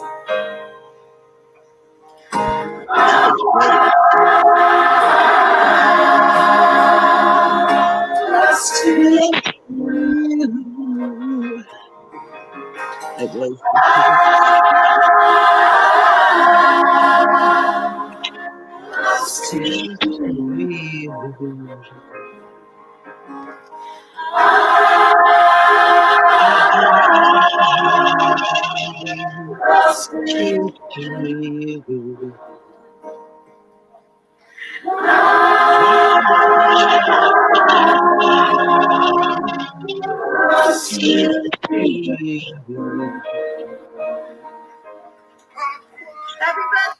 Isn't that gorgeous? Oh, I got the chills.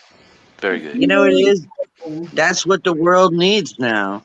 Yeah, and that's why all these dickhead channels on YouTube where they're all just fighting and bitching.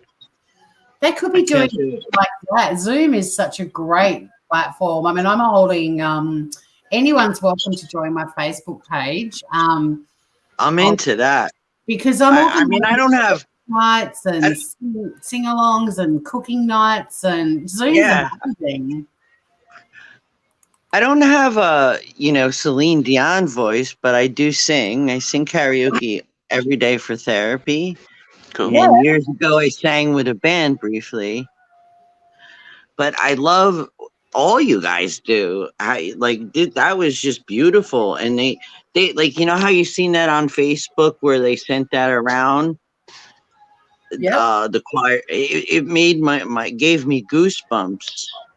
Yeah, well, I put the link to the YouTube video that we just played in chat. I've also put my Facebook page. Everyone's more than welcome to join that too, because I'm doing with Zoom. You can have I've upgraded it, so I can have over 1,000 people if I wanted to. But we played Cards Against Humanity the other night. Tomorrow night we're playing Retro Trivial Pursuit, which will be fun because I bought Trivial Pursuit in the 80s, and we have to answer it like it's the 80s. Oh, really?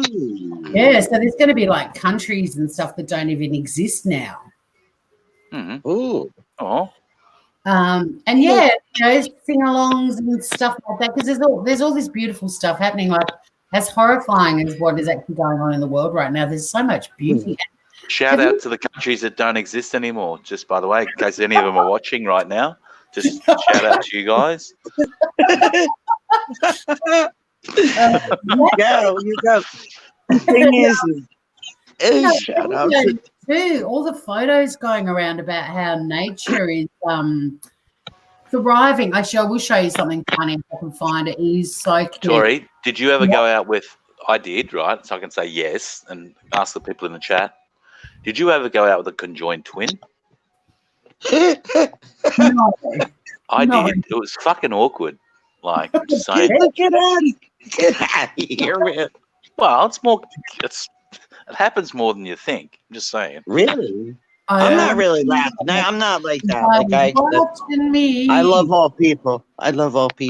Yeah, but when it's two of them, you're supposed to only go out with one of them, but there's two of them. It's like awkward. Go to drive-ins. How does that work? Oh, you go to the drive-ins. It's annoying. One doesn't want to watch the film. The other one does. And think about it. It's the same. I reckon if anyone wants to bring back drive-ins, this is the time, because everyone can just rock up in their cars. You take your own snacks and drinks, and you can join twin. Watch a movie. Take your conjoined twin. With a conjoined twin, you'd always feel like you had someone watching. There's a voyeur in the room. We don't have drive-ins here anymore. Yeah, you do. They're everywhere. We have not in the States. We have a few. In not my state. sorry. Bay Area of just freaking San Francisco. LA. Yeah, Bay Area. There's like 4 just there alone that I know of. I miss those days. They were fun, weren't they? Shit, yeah. We used to take a barbecue there with all the guys. We used to take a barbecue there, and you get there early, have a barbecue. It's cool. Did you smuggle people in the boot of the car? We did. Yeah, absolutely. It's cool. We'd pay for like 2 tickets and then open the boot, and there'd be about 6 people in the boot. My first car, my dad gave us his car to drive, and it was a Holden Premier V8. It was huge. And we used to put like 6 people in the boot, or what you would call the trunk, Sally, and we'd go to the drive-in, pay for our 2 tickets, and then once we were in, up the boot would pop, and all the punters would pop out. It was great. I tell you, my mother used to make 4 of us be in the trunk. It wasn't friends. It was like kids. Oh, we used to bring the dog and everything. It's crazy. It's like, and even today, it's like it's $6 for an adult. Right now, it's crazy. Right now, it's $6 a dollar for a kid in the drive-ins in California. Wow. I haven't even been in a movie theater in like 5 years, 10 years. What'd you get banned? What happened? What'd you do wrong there? Well, I tell you, it's Maybe I can't. It's tough. No. TMI. Now, actually, I just don't. I don't really get into the movie theaters. Mm-hmm. Maybe it's an OCD issue, like we were talking about earlier. DCO. It's just I haven't gone to the movie. Plus, I'm handicapped. I haven't left my house probably in 2.5 years. Well, you've got to get out. Doesn't matter if you're handicapped or you're not. Out. Are you kidding me? Okay. Let me tell you something. I don't let my illness. Your house. You've got to get out somewhere. Me? Oh, I get out. What I'm saying is I haven't been to a movie theater in a long time. Oh, yeah. Mm-hmm. I do get outside. I do get to go to different places, but mainly I'm a shut-in because I lost my car and then I had all these surgeries. So I'm all good. Yeah. But like the issue is like, yeah, I got to get out a little bit more is right. And you got to rely on someone or something to get you out. Is that? Well, for me, I'm pretty much like I'm a survivor, man. I'm a positive person, and I'm out there. Like I know everybody in the world is suffering, and I always look at it like this. There's people that have it way worse than me, and here's people complaining that they're locked up in their house. Yeah. I get it. We need to be safe, so we can get this fixed. I know. It's crazy. There's so many people alone, like elderly people. We've lost young people here. I've lost neighbors. And you know what? I really get it because this is something I've been doing for probably 3 years. I have not been in a food store in almost 2. So it's the point that I'm saying, like, I'm an empath, so I care about the world. I don't look at it like just me or just one person. The whole world is suffering.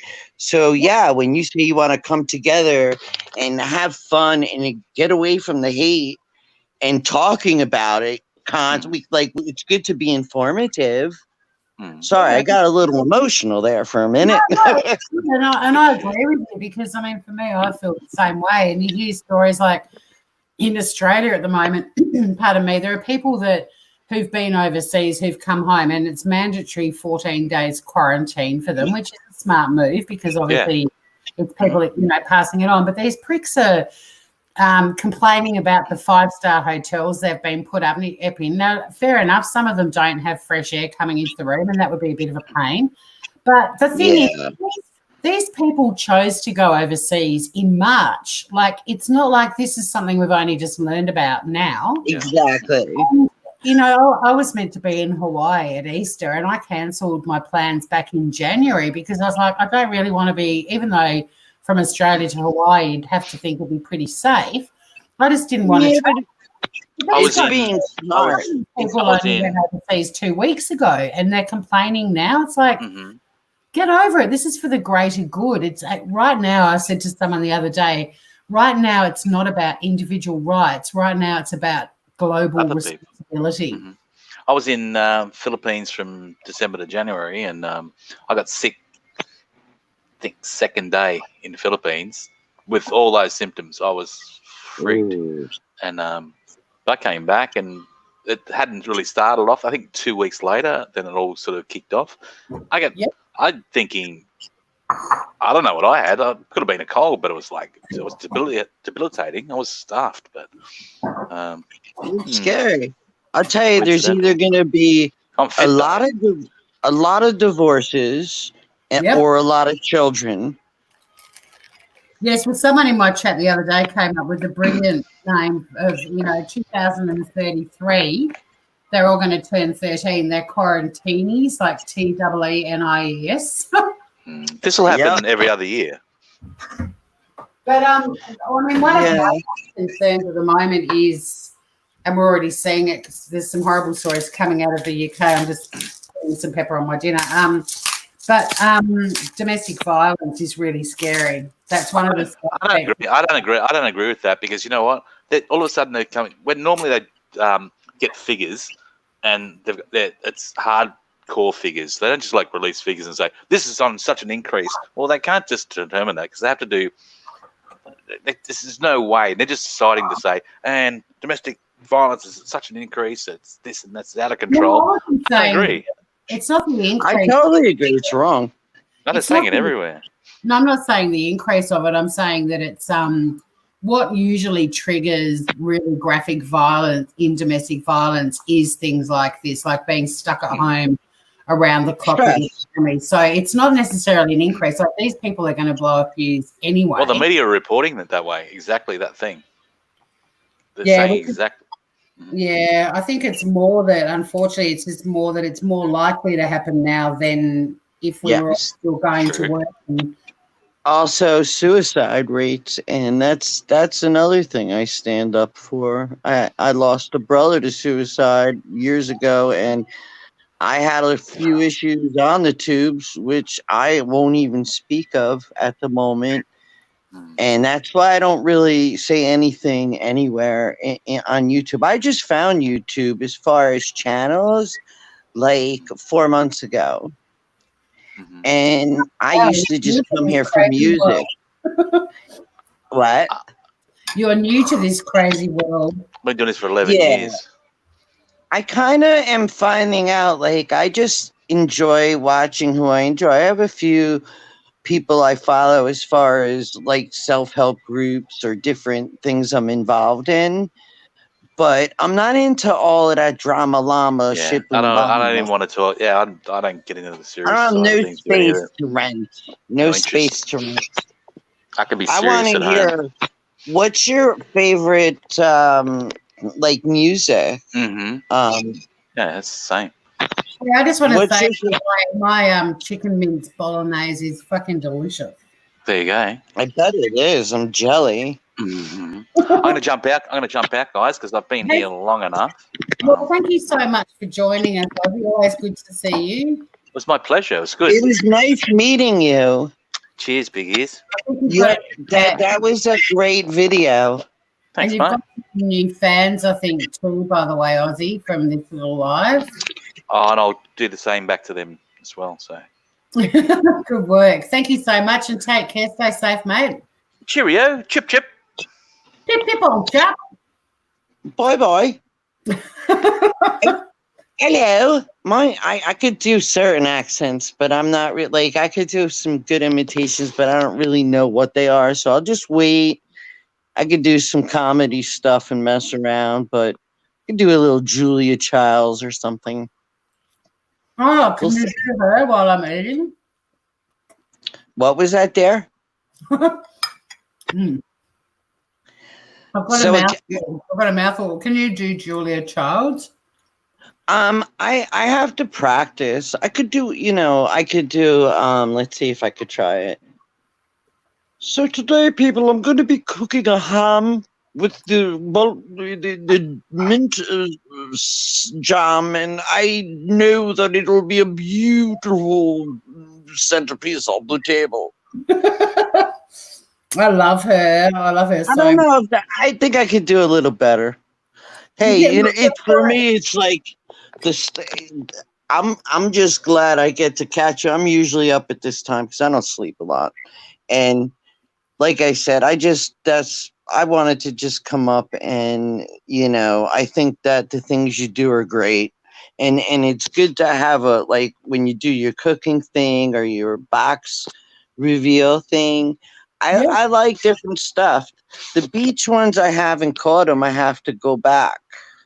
Yeah, well, they're just, I call it beach therapy, and they're just when I go live, when I go for a walk on the beach, sometimes I go live so that people can come in even before the whole COVID-19 thing. It was really just a chance for people to come and have a chat and offload or enjoy the serenity or the scenery and stuff. And it's also fun for me to show off where I live because I beautiful. Really, it is very beautiful.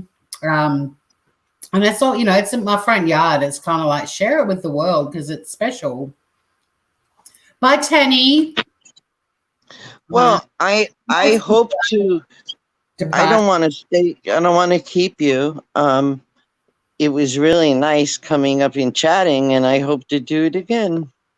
Thank you so much for coming up and chatting. It's wonderful. I mean, I like your recipes. I'm going to do some. And I like your laughter. I like your humor. Which is great because so many Americans are very easily offended by Australian humor because we're very sarcastic, we're very dry. But when I was in New York, I don't know. I feel it. Yeah, I feel maybe like I'm different. Australia, like nobody in New York got offended by anything I said. They understood me. They sounded more English than American to me most of the time. It was really interesting because I was in Kansas City, Missouri, and I offended everyone on a daily. As you should. As you should. I drove that Midwest of Missouri. But you know, even though we are all isolated at the moment and self-isolating, we're still connected, and that's why, you know, platforms like YouTube are just beautiful right now because we can all stay connected. It's pretty special. It is, and I agree. I mean, I think that, you know, we may be under a situation where we could be in longer, and I like seeing how other people are dealing with it on a lighter note than, you know, the rougher times, because the tensions are high. We all have. Everybody is suffering from this. Everyone, the world is suffering. Yeah, you and I are on the same page and I keep trying to get that point across. It's perfectly normal for all of us to go through every kind of emotion under the sun, from fear to anger to horror to but we all have the same story. Like everyone is missing out on something right now. Everyone has someone sick in their life right now. Everyone is missing out on birthdays. I mean, I went to a virtual funeral. Weddings were canceled. And so we're all connected. Like every single person has an individual struggle right now, is missing something right now, is disappointed right now. And so rather than all of us bleating on about woe is me, and I'm like you, I always think in a broader global perspective than an introspective, all about me perspective. But there isn't anyone on the planet right now who isn't going through all the same emotions, all the same fears. Right.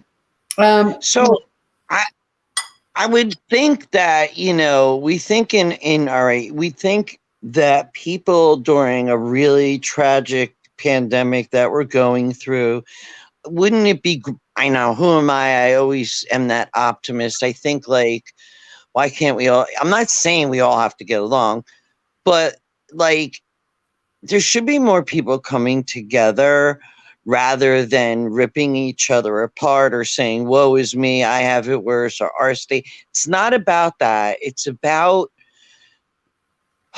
the whole world is suffering, and we all need to just pray for each other, our neighbor, have more humility, sing some music, Play some games. Don't be angry because you're home with your kids or, you're stuck with your husband. Be grateful you have them. Be grateful you've got a roof over your head, And exactly. I know I rant a little, but geez. No, I'm the same. And I like to think I'm this sort of eternal optimist. Like I honestly feel in my heart, and I'm already seeing it with nature surviving itself because so many cars are off the road now and animals wandering. There's a video I was going to play of, do you want me to play it? It's so cute. It's all these goats in Wales. They're in lockdown that are just roaming the streets, having the time of their life. But I honestly think that the majority of people are going to realize that what matters is their family and friends because we're not together right now. They're going to be in their homes looking at all the shit in their houses they don't use or need going, this is absolutely. It doesn't matter. I think people are going to really cull and get rid of a lot of crap. And I think we're going to go back to really simple worlds. We all got so caught up with phones and tablets and laptops and all this shit. And I think it's actually making everyone slow down and really focus on what matters and think about a minimalist lifestyle. Yeah. I mean, I think it's also going to bring out the worst in some people, but I honestly believe the majority of people on the planet are going to become even better people than they already are. And I think we're going to be a lot more connected and we are one big global community. This isn't what country you're from anymore. This is the planet we're from. And we all exactly.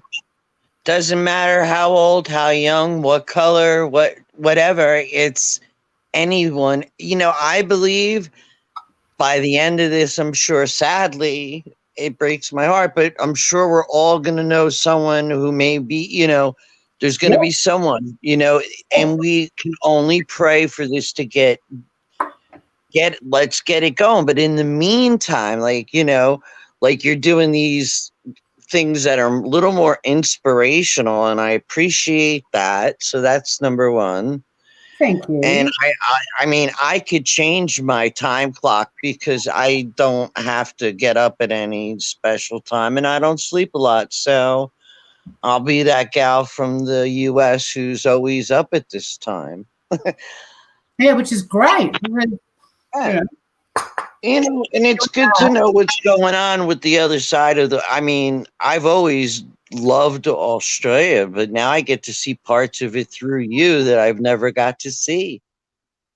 Yeah, and Australia's been so interesting with all of this because we've had the advantage of we've just gone from summer into autumn, so we're still in warm weather, and it's already established that this virus thrives in colder climates, which is why, unfortunately, Europe and also the US and China have all been so heavily. But we've also had the opportunity to learn from other countries, and, they talk about flattening the curve. I don't know if that gets mentioned all the time in America. Yes. Yeah. Yes. We talk about it as well. Yeah, and there's signs in Australia that we're flattening the curve. I mean, we've certainly got some clusters like Sydney and Melbourne, bigger cities, sort of our equivalent of New York, I guess, that are nowhere near in terms of size of population, but in terms of being a big city. But there's signs already that Australia's starting to flatten the curve, which is really fascinating. But we're also about to go into winter. And that could be I'm incredibly lucky, and I'm counting my lucky stars every day, Sally, that I'm on an island. We've closed our borders, and we only had one known person-to-person exchange. We've had 2 deaths, and we've got 69 cases.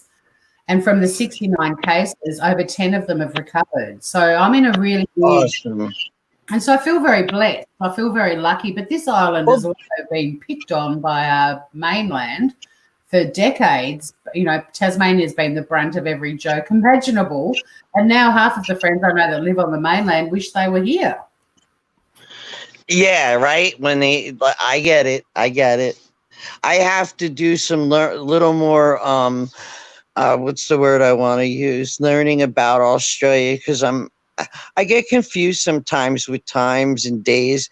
I do live with MS, so some days I'm very clear.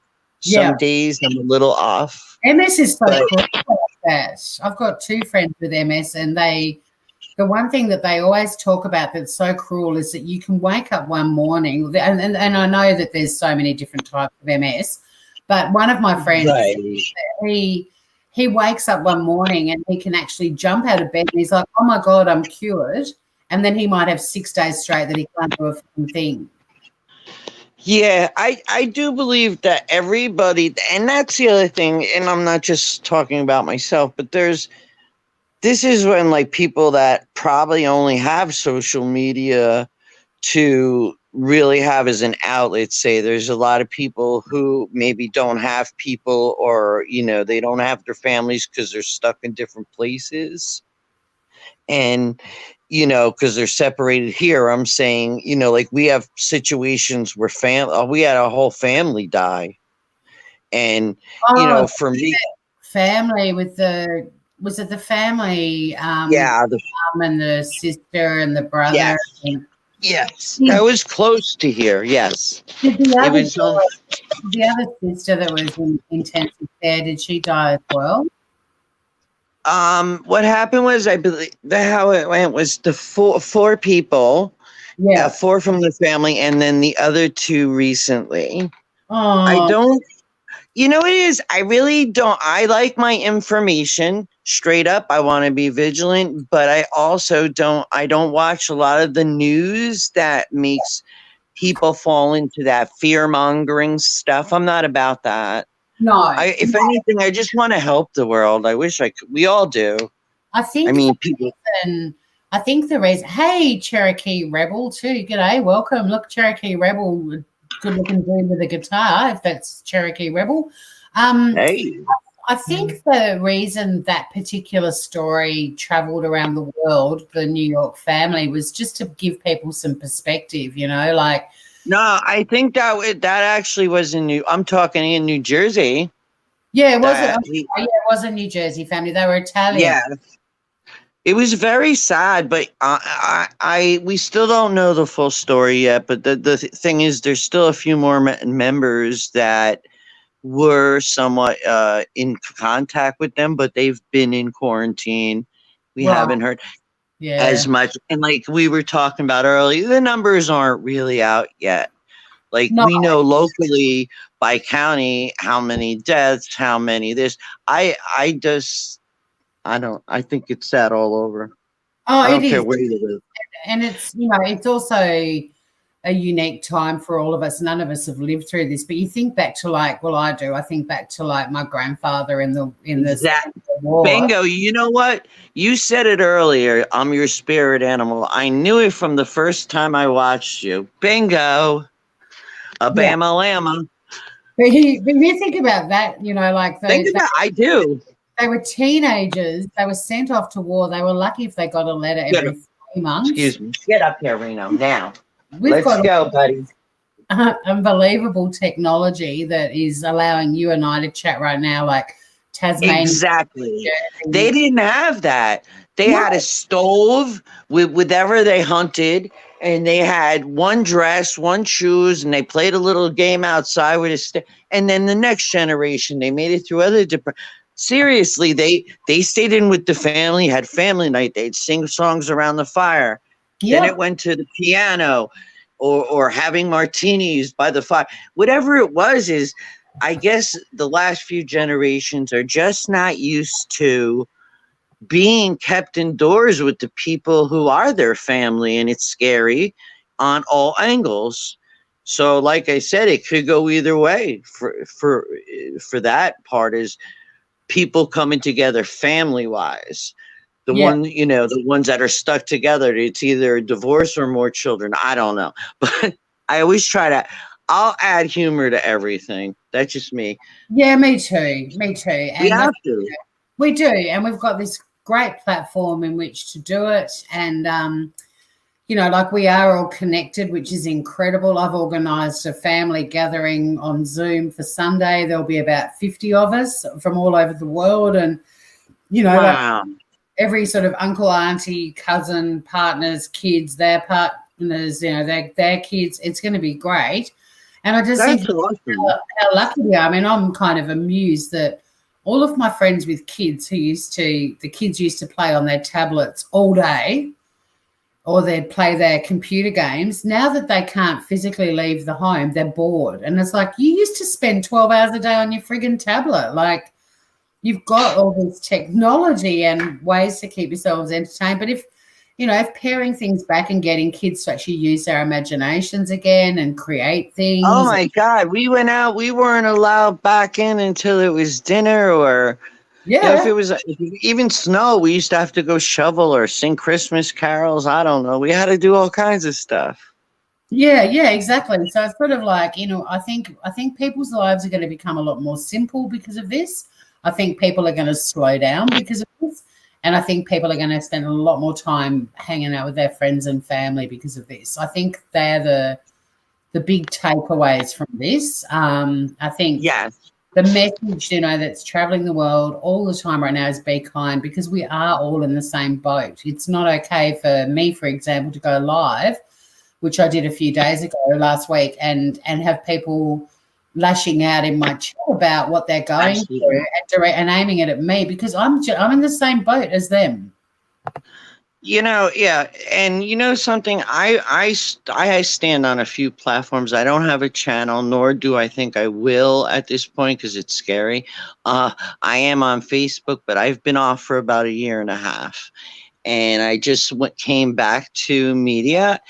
And if more people would say what we're doing right now, just communicating, singing a few songs, talking to some people from all over the world, and getting together instead of ripping each other apart. And at the end of this, maybe some of those people won't be there. How are you going to feel? Yeah, exactly. It's Come on, we're all hurting. Yeah, but we can also keep each other buoyed and keep each other's spirits up. I mean, I had a bit of a social media YouTube free 3 days because I did my little self-care videos each day, but I just needed time off it because I it broke me a little bit, but I'm okay now. And if I can keep providing a place for people to come and hang out and share some love and be kind to each other and have some laughs, and that's what I'm offering. And something, I just lost my train of thought. I was talking to someone one day, and they said, what would you do? I said, well, I did a podcast years ago and a few voiceovers back in the day. And, I do self-help, and I basically used to go to high schools and help kids. And for me right now, I would kind of be a little bit of something. Maybe I do comedy. I would do some self-help. But I'm always about standing up. My motto is share love, light, and kindness. So this girl said to me, well, you know something? You'll never have a channel. I says, not around you, I wouldn't. I can't watch it. I would rather. I'm just putting the link to my podcast into chat as well. Smooth Criminal, if anyone wants to start following that. That's a weekly podcast that I do. It's a collision of true crime and comedy. But, at the end of the day, even if I went live and I only had one person hanging out with me and they were feeling a little bit blue, and at the end of it they left feeling like they had a friend, then I've done what I want to do. Well, then you know what? You did. I'm going to end with this because you did make my day. You see, the whole point of this was there are people for the first times that are in the situation they're in, okay, where they're stuck in and they can't go out, okay? Yeah. And I'm not just saying me, because I don't let I'm different. I never let my illnesses define me. I'm a very positive gal. I'm all about helping others. So I get a couple friends that call me from out of state, and they're all like whining and shit like that and saying, I can't take it no more. I says, yeah, try being stuck in here for like 3 years. Come on, get a grip, enjoy your family, be grateful. She got mad at me and hung up. Wow. And that's the problem. It's the line that people need to jump over, and it's got to be their choice. They've got to jump from only thinking about themselves to learning how to think about everybody else. So aside of me, when sometimes I try to talk very smoothly, and I'm very smart. I studied psychology. I like things, but I don't want to be shut down because someone says to me, no one wants to hear about people who are trying to do kind things or, spread awareness on certain platforms or sing or do a parody and be some silliness here and there. I love the videos you and Mel do. I love Mel's videos. Yep, she's great. And I found because like I said, I came here about 3 months ago because I've been staring at the ceiling, and I'm in here, and it's getting old. So I go into YouTube one day and I'm scrolling, and I came across a few people that I never knew there were lives on YouTube. I was a late bloomer, but geez, this has been going on for I don't know how many years, 20 years, I don't know. So I started liking it because I was bored. But then I started seeing some true crime stuff, and then the drama, how one channel will get mad at the other channel. And, maybe they were really friends, but the next day they are friends, but they're not friends. And then you got people begging for money and scammers. And then you got like all this craziness and hate. I don't know how I did ask someone when I first talked to anyone, was YouTube ever fun? Because this is not fun, and especially right now in these times. So I do respect you for doing what you're doing. That's what I'm going to say. Thank you. And I respect you for, for being a like-minded person. And also, at the end of the day, I'm not doing this for monetization. I'm not doing this to build my channel to some crazy number of people. I'm just offering a little place where like-minded people can hang out. And if we end up being, the only channel that's like this, then that's a sad reflection on what people are into on YouTube. But at the end of the day, anyone can come here and feel better for being here, it's worth it. See, yeah, I always used to say, if I can help one person a day, I'm happy. That's always how I've been. I was born with a very big heart. And it shows through. And my saying has always been, as long as I make one person laugh a day, then my reason for being on this planet, I've done it. Yeah, I believe laughter and music. I've survived this long. I survived this. Humor, laughter, and music. Yeah. And my animals. I have a little dog and 2 cats. What are their names? I have a little guy, Reno. He's a Maltese cockapoo. That's cute as well. Listen to me, cockapoo. He's a cockapoo. Cockapoo. Cockapoo who likes to try to hump his sister. No. I have a little tortie cat who's 3. Yeah. And I have a Luna girl. She's 10. So what's the tortie's name? Because torties are only female, aren't they? Well, the pretty ones. I have to say the male ones, well, I've seen a few in my time. And listen to me, in my time, I've seen some torties that were male and they were butt ugly. But the girls, now I had one, Hope, her name was. I had her. She died young. She was a pole dancer.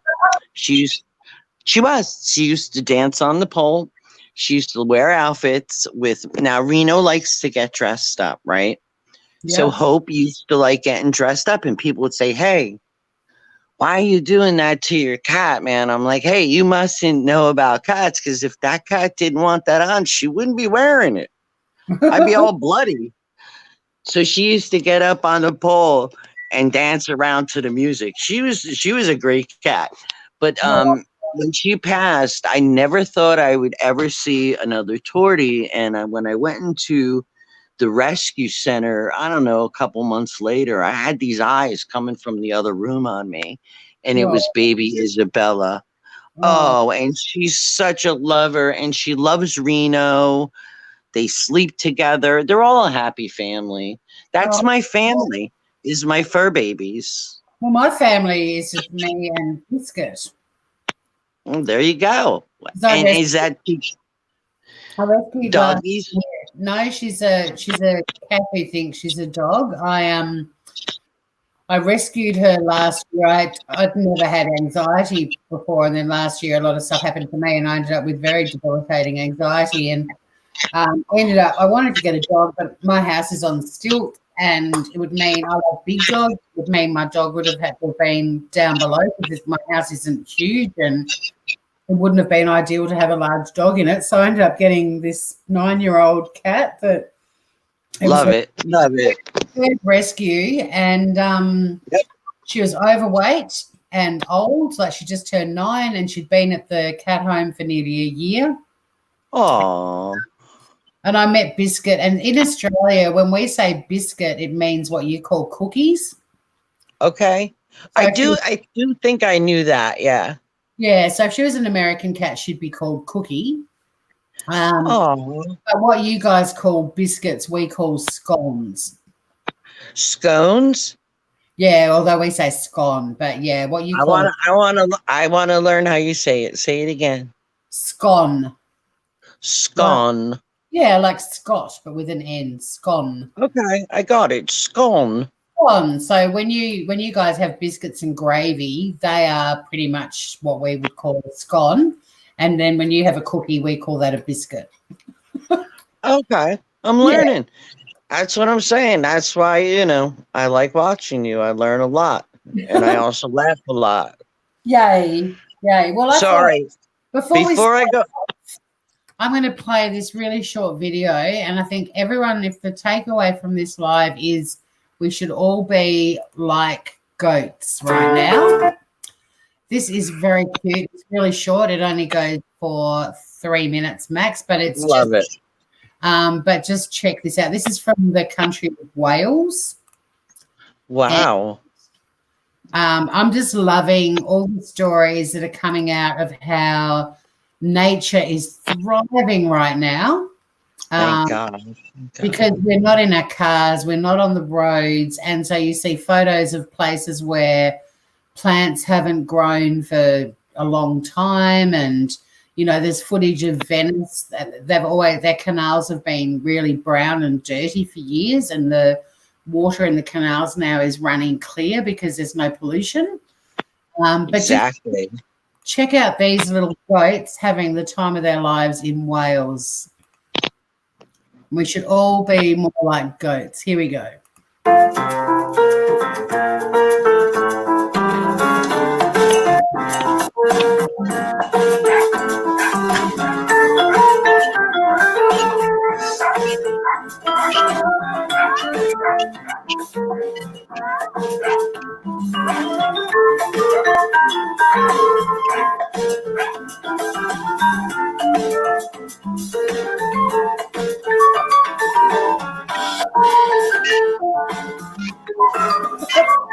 I mean, bear in mind, everyone in Wales is in lockdown right now.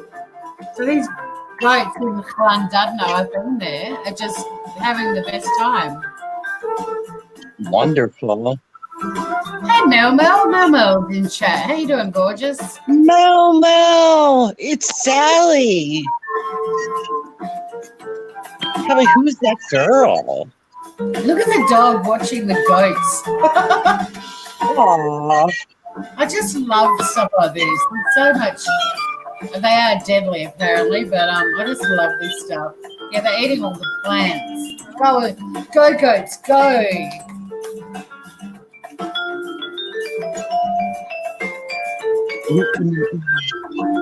I like the fainting goats.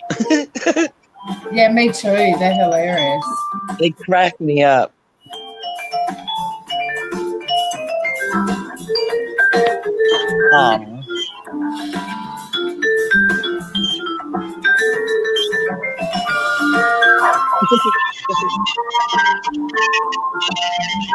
Anyway, Wow. I'll end it. But isn't that gold, you know? That is beautiful. Bring them on. And that beautiful thing along we had earlier with the choir singing Close to You, that was really special as well, with Aussie Outlaws singing along. Hey, Melma, how are you? Yeah, how are you doing, Mel? This is weird. I'm talking to her when I watch her. I'm not. I think we need to sing We Are the World. We are the children. You know, people just need to just do it, man. Yeah, look, this is, do you know what? Like, this is my little vent for the day, and it's really minor, but I'm a volunteer for a radio station that broadcasts for visually impaired people. And I do 12 hours work a week volunteering for them. And I have been getting text messages and emails from this woman all night about a show that doesn't actually go to air till Friday, demanding to know why my stories aren't in inbox for her now. And the last email I got from her said as long as they're in by Thursday 3 p.m. it's fine. I find that really weird. Like, I volunteer for these organisations, but they treat you like you're being paid. I mean, I'm a volunteer. I could easily turn around and say, I don't like how you're treating me. I'm out of here. Because I'm a volunteer, right? I'm not getting paid. I'm not going to miss out on anything. Mel says she was in your basement. No. Was it her or was it Randy? Oh, dirty Wandy. Tell them to get stuffed. I'm tempted to, Mel, because do you want a link, mate? Do you want to come up? Yeah, please come up and join us. Oh, my God. This is like one of my dreams. It's like 5 o'clock in the morning, and I'm so excited. Tori and Mel. Oh, yeah. I'm putting the link. Oh, yeah. Mel, jump up. I think it's just the three of us now anyway, but yeah. So what? It's nice to chat. I get so much pleasure out of volunteering, and I also volunteer. Me too. As a tutor. You know, but you called it. We have similar. We have a lot in common, Tori. We do, Sally. But I just I want to tell them to get stuffed. Like, hello there, Mel. How you doing? Hey, how you going? Hey there. I'm like having my best life. Listen, I want to cam up, but I can't right now because honestly, I don't have any hair. We don't care, but you don't have to care. So when Mel, I'm going to have a cigarette on camera. I'm having one with you off camera. I just put one out. All right, then. I think we'll be good.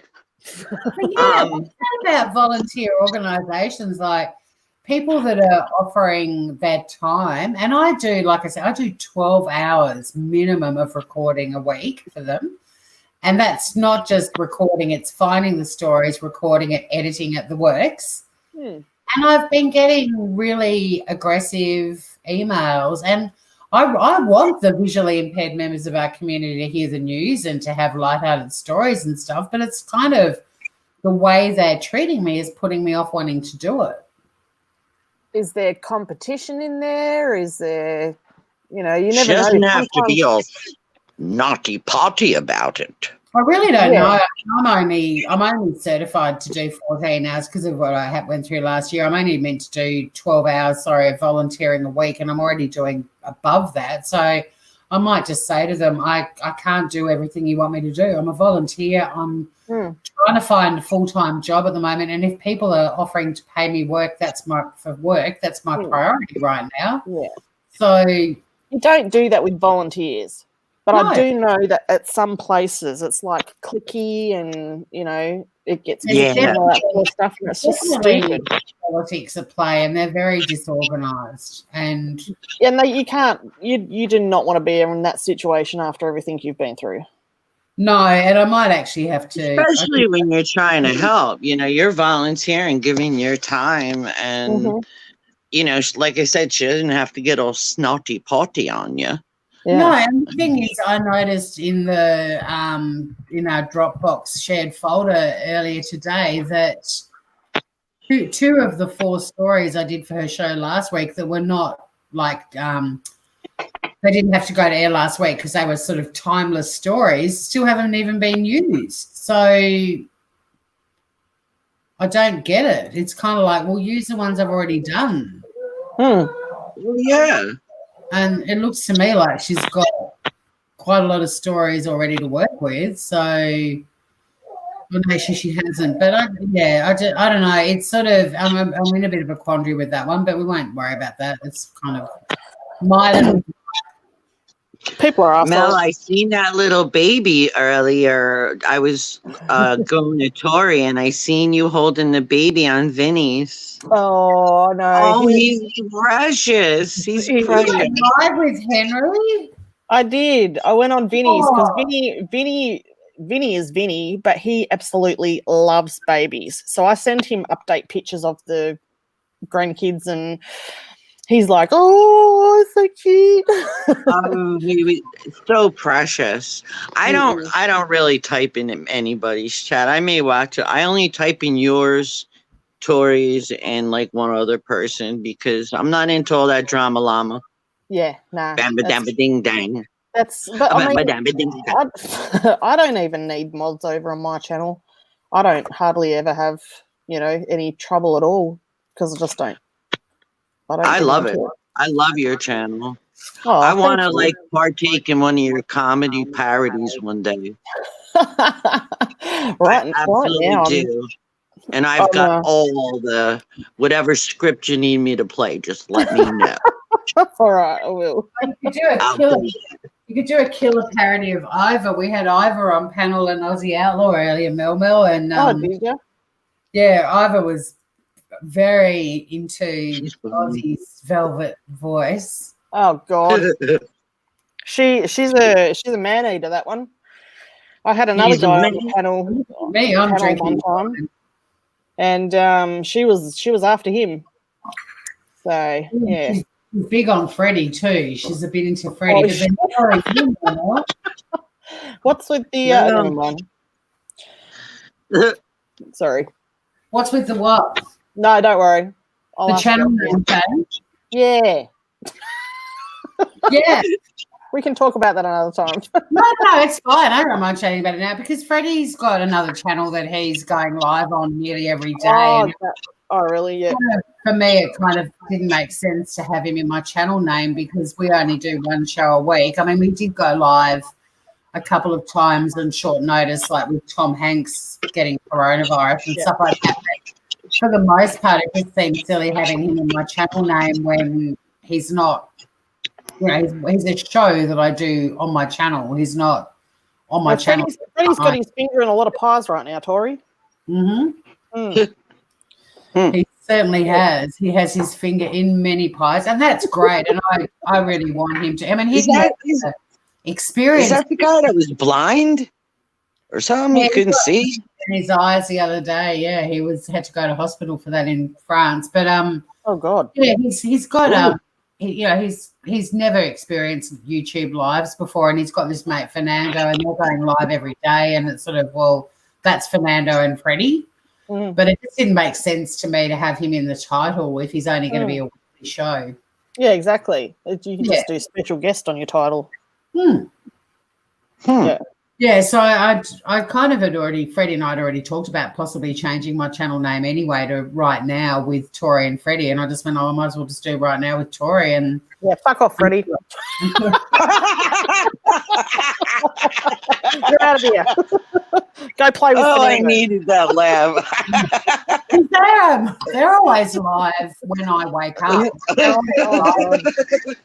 6, 7 in the morning in Australia, which is obviously a good time for him to go live, but it's not a good time for me. Wait, it's 6 o'clock in the morning there? It's not for them, but it is for me. So when they go live, when they used to go live. So whenever Freddie and I go live, it's like 10 in the morning for me on Sunday, which isn't ideal for me really. But the reason it's that early is because it's already 1 o'clock in the morning for him. I'm all confused with time. And I couldn't do a weekly show from 1 till 3 a.m. every week, but he seems to be able to, but I just can't. I'm in a work during the day, sleep at night kind of. I'm in that 9 to 5 cycle still, so it just doesn't work. Yeah. But we'll still do stuff together and whatever, but I just thought he can get off my channel name because I'm still doing my own shit without him. So yeah. So fuck off, Freddie. Fuck off, Freddie. We love Freddie. It's all right. I mean, I adore him and he's super talented. But yeah, it just What's in he terms of talented at? he's just fucking funny. He's funny. Right, okay. Funny works. And I thought you were going to say he does tricks or something. Well, he didn't say any of that. Like when I sort of would say to him when we were live, do this, he'd be like, no, I'm not doing it. And I know that he can sing and he wouldn't. And it's kind of like I grew up in I studied drama and I grew up in the theatre sports community, and the whole the number one rule of theatre sports is you don't say no to anything. Like if someone says to you, be a chicken, you fucking be a chicken.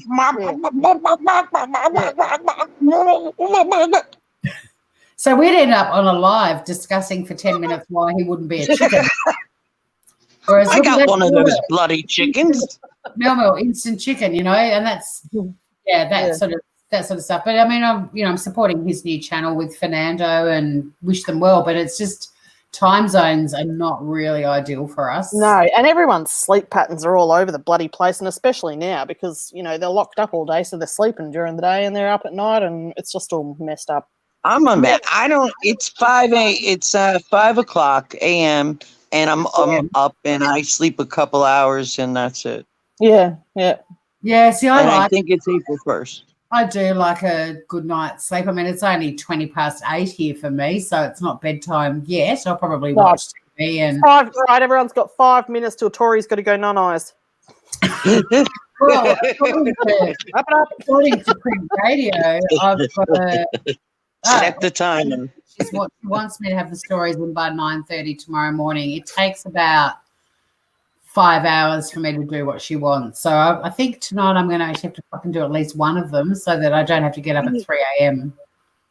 Is that on top of the other, like the actual volunteering, or is that all combined into the volunteering? It's all combined. So they're probably doing a show, and the weekly show takes me like 7-8 hours to do that. Just give them the link to your freaking podcast. Well, just go, here you go, play that. Because it's just, to get a message from her right now saying by 9:30 tomorrow morning, that's like, I'm not getting paid for this, and I'm doing it because I want to volunteer and help people, but you're making me not want to do this. Yeah, for an organisation that has no organisation, like you said, she's getting pretty testicle about it, Yeah, they've got 3 salaried people, and they're all the ones, including her, that are demanding a lot from their volunteers. And sounds like a tax write-off to me. I'm probably the only volunteer they've got that's actually working. I think most of them are retired, or they're on sickness benefits or unemployment benefits. So other people have got way more time. But I might just email them tomorrow and say, look, I'm really happy to keep doing Body and Soul. That's a little half-an-hour show I get every week, but I can't do these other things because I'm trying to find a full-time job. That's a lot of time. That's a lot of time to put in. And you said you put in 2 other stories they didn't even use. Yeah, I know. So, after what I went through last year when I was actually having major issues with someone who was actually paying me to do my job, I don't really want to go back to that, and I'm not getting paid. Volunteering is not about getting get paid, but when you're being treated like a salaried employee and you're a volunteer, I've got an issue. Yeah, I agree. exactly. I did a lot of volunteering myself. Yeah. And, I did a podcast for free for a while, and I didn't like some of it. A little bit of it was like every Friday I had to have a couple interviews or what have you. And when I first got a situation going on, I couldn't make it one Friday, and this guy was like ripping me up like I like stole his first child or something. Jeez. I mean, like I ripped his balls off. I don't know. Sorry about that. It's just seriously like he acted. I was only on there like for maybe 4 months, and it was like at the time I had a lot of people that were on these platforms about stop bullying and kindness, and here I am on this podcast where it's like X-rated trashing people. I didn't know that they were like haters. And I get on there and they're talking, and I was on there. I could take a good laugh, man. I could give it out. I could take it. Not in the hate department, but in the fun department. But I had to get out of there because I was also doing a voiceover back in the day for a parody of the Real Housewives of the Santa Fe Valley. Santa Fe Valley. I can't even say San Fernando Valley. It was a parody they did in probably about 6 years ago. It was a spoof on the Housewives.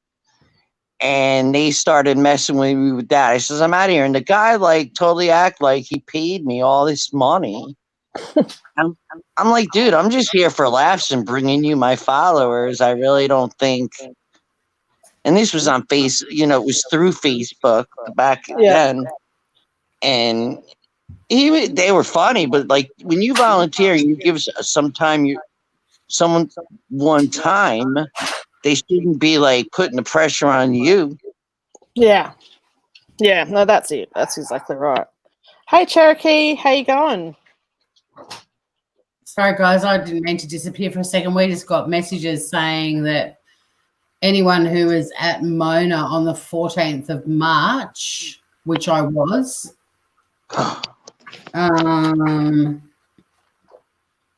and also anyone who is at Port Arthur. What are the dates for Port Arthur? Because I was there recently too. I think that was a while though, Tori. That was probably further back. They're just trying to.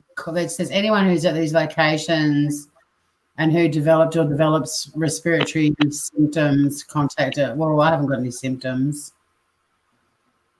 Thank God for that. So I'm not calling that number, but that was really weird. Mel, you're gonna have to do another like newscast. I like those eyebrows, Oh, do you? I like changing them every time. They're the best. I didn't mean to disappear. That was a bit creepy getting a message. It's like, oh. Yeah. It is scary. It is. But yes, I'm just saying what the dates were for Port Arthur because I was there around the same week as well. Oh, were you? Yeah. How far back was that though, Tori? Or did you go again? Port Arthur on the 13th of March. I thought you went there like before Christmas or something. No, I went down there to do had a meeting with them down there and then spent a day. Sorry.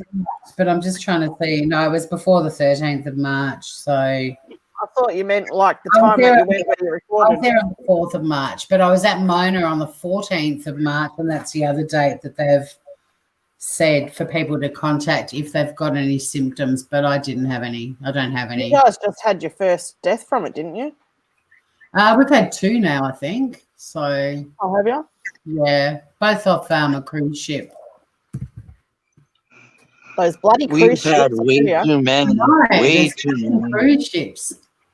They've been a huge problem in Australia, Sally. We've had all these. I heard that. Cruise ship people have spread it all over the country, but so have all the dickheads at the beach in Bondi and the dickheads at the beach in Florida on spring break. And the dickheads around the world that aren't paying attention. Yeah, there's dickheads everywhere. Fucking dickheads. Yeah, there's just dickheads everywhere is right. Not where they need to be. I've been saying that the human beings are a bigger virus than coronavirus. True that. True that. True that. Yeah. I agree. We had two deaths. I mean, Australia, the national toll for Australia, Sally, you'll probably feel sick when I tell you this, is only 21 people. What? Wow. 21 for Australia, the whole country. Yeah. I think we've had 2 as well. Or is it more than that? Well, our numbers are right next to New York. So New York is like China. And New York's bad. I'm right next to New Jersey's second to New York right now. Like I've had people right here in this my community. There was on I listen to. Sorry, I didn't mean to cut you off. There's a podcast I listen to every morning, and it's only for 10 minutes. It's very informative. It's quite lighthearted. But they were saying this morning that if New York was a country, it's got more confirmed cases than Spain. Yeah, and I have some people out there. I have a friend that's still working there. All my specialists and surgeons are there. So, of course, all my stuff's on hold. But there's so many scary things for people that live there. Like I said, I go right back to my heart bleeding for people I don't even know, the workers, the nurses. I have a friend who's pregnant in this city that works still. And, they're trying to tell her, her family wants her to stop. But, if you're a nurse, you're in it for the real reason because you care. So that's your, thing in life. That's what you do. Just like policemen and all of them. Yeah. Anyone else should stay the hell home and follow the rules so we can get over this shit. Exactly. I mean, I put something on Facebook today. All the people that heard about coronavirus, and went out and bought all the face masks from pharmacies and everything. I put a thing out today saying donate them to hospitals because absolutely one of our states in Australia, 90% of our doctors and nurses are buying their own PPE equipment, and it's like you don't need the masks. We're in self-isolation. Like you don't, even if you go out in public, it's pointless. Donate them to your hospitals. You're walking around the block. I had a couple in my Dr. Mel bag, like that I hadn't used yet. So I put them into their own isolation zip bag, and I took them over to my mum's place. Blake stole one to go to Centrelink. But but I had to because mum had nothing, and she's like so immune compromised. It's not even funny. That's sweet. She has to go to medical appointments and stuff, and you can't get them anywhere. No. Yeah, I'll tell you what. How it is in New Jersey. I'll get used to. You know what? I'm sorry. This is only like the second time I've been on a panel, so I'm trying not to cut anyone off. Oh, we do it all the time. Don't worry about it. But I have to say, this has been my dream in a long time. I'm so excited to be here. Yeah, but I wanted to just say about New Jersey. All right, so I have my specialists in New York that take care of my spine and my MS, but I have my specialists here that I get treatments, and I have a few other illnesses I deal with. I can't even go to my treatment. I can't go to the day stay. My doctors do all video calls. All surgeries are off. And you know what? I'm doing all right. I'm going to be all right. So the only thing is they'll send out a nurse and they'll flush my chest port, hopefully. And, I was sick probably after my last treatment. And, I wasn't doing well, and I might have had a little flu or something, but we all have to be precautious, whether you're healthy or not, young, old, nothing, whatever it is. Yeah, the 21-year-old that died. She was perfectly healthy. Oh, and there's so many stories of perfectly healthy kids that are dying in America right now. Some doctors and stuff, I mean, you expect them to be healthy to a good degree. But they can't be because they don't have the PPE equipment, and they're constantly caring for people with this virus, which is so freaking contagious. I think that's 51 Italian doctors who died. 51. What? Yeah. Yep. Holy crap. Yep. And I think something like 37 in Spain. It's full on. Oh, wow. That's why that Vietnamese, or keep calling him Vietnamese, he's not. He's an American doctor with Vietnamese parents who is on YouTube, and I can't stop watching him for information because he's just so spot on. He's very blunt. It is confronting, but he does it in a nice way, and he swears like a trooper. But I like that. The ripple effect, which people aren't even thinking about, is that we're losing the doctors and nurses that need to care for the people that got this fucking virus. So I subbed him up earlier for you. I'm going to check out his page. I hit up his page earlier when you were talking about it. Yeah, he's so good, and it is pretty full on. But I like listening to him because he knows what he's talking about.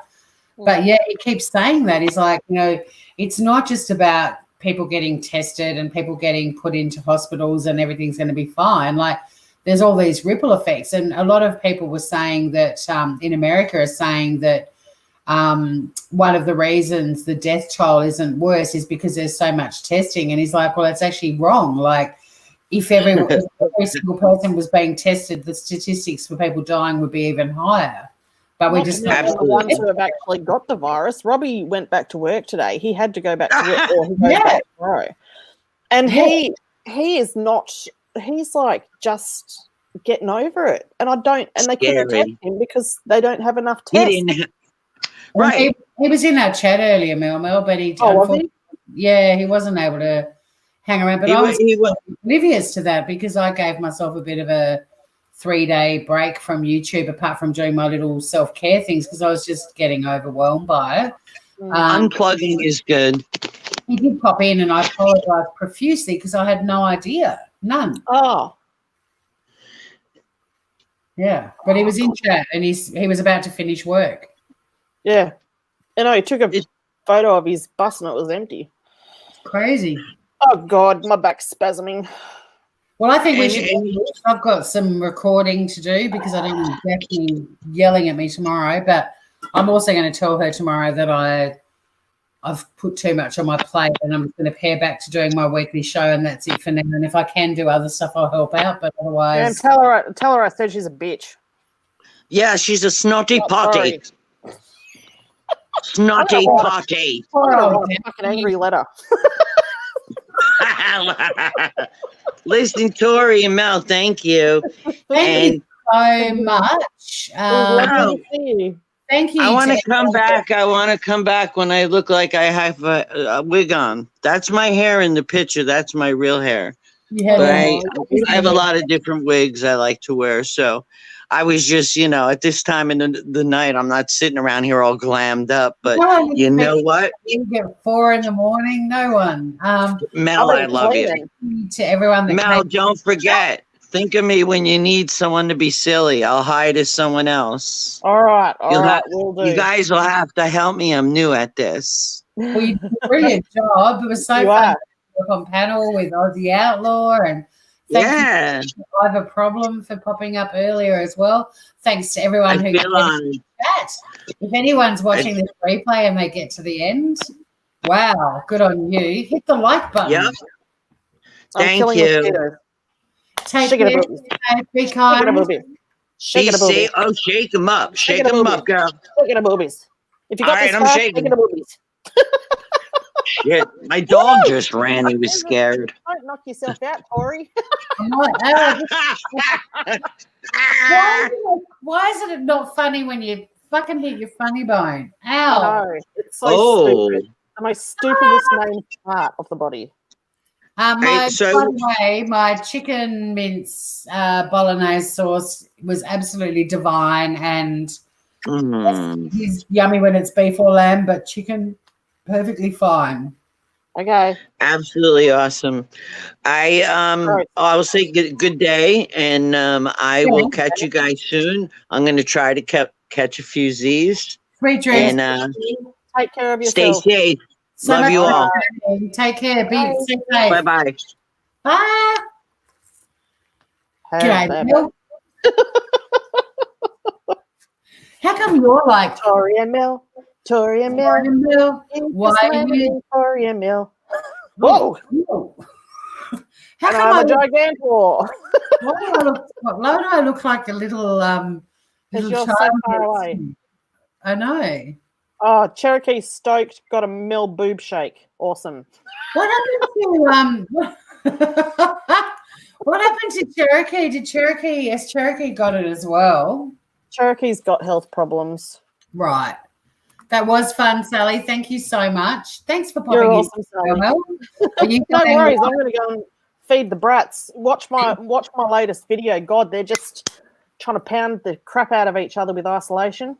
I'll check them out. I have had a bit of a break from the tubes because today I just put it up before. I'm going to check it out because you can't constantly be trying to keep people's spirits up when we're all going through this confusing time together. And I was just like, I get it, people are angry, but I'm just trying to offer a little place for some shits and giggles.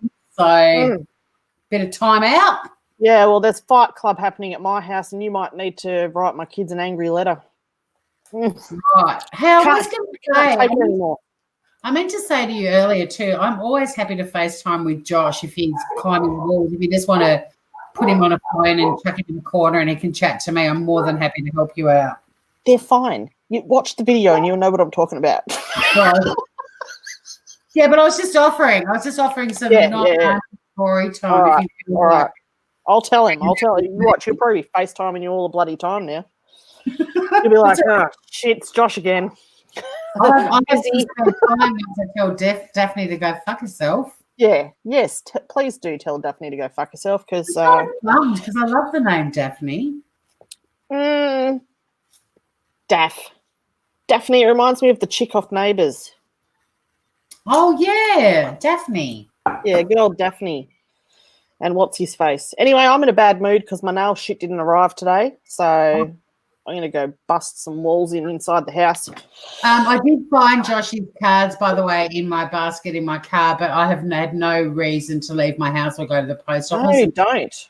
Even when I choose to, I'll drop them in. But look, there's next year. There's always next year. And by the time this shit's over, it'll be fine. Yeah. My birthday's in August. Just send them for mine. I'm just liking being, because we won't have a post box that you can just pull up and drop it in. You've got to go into a grocery store and the post office is in the back corner. And I don't know. I just don't want to go anywhere. It's too far. Too much. But I will post them when I'm brave enough. Do what you got to do, Tori. It's fine. It's fine. Do what you got to do. Be what you want to be. Yeah.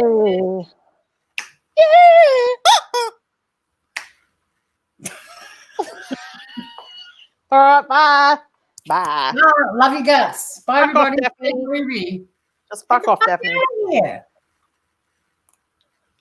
Okay, over and out. Love you, everyone.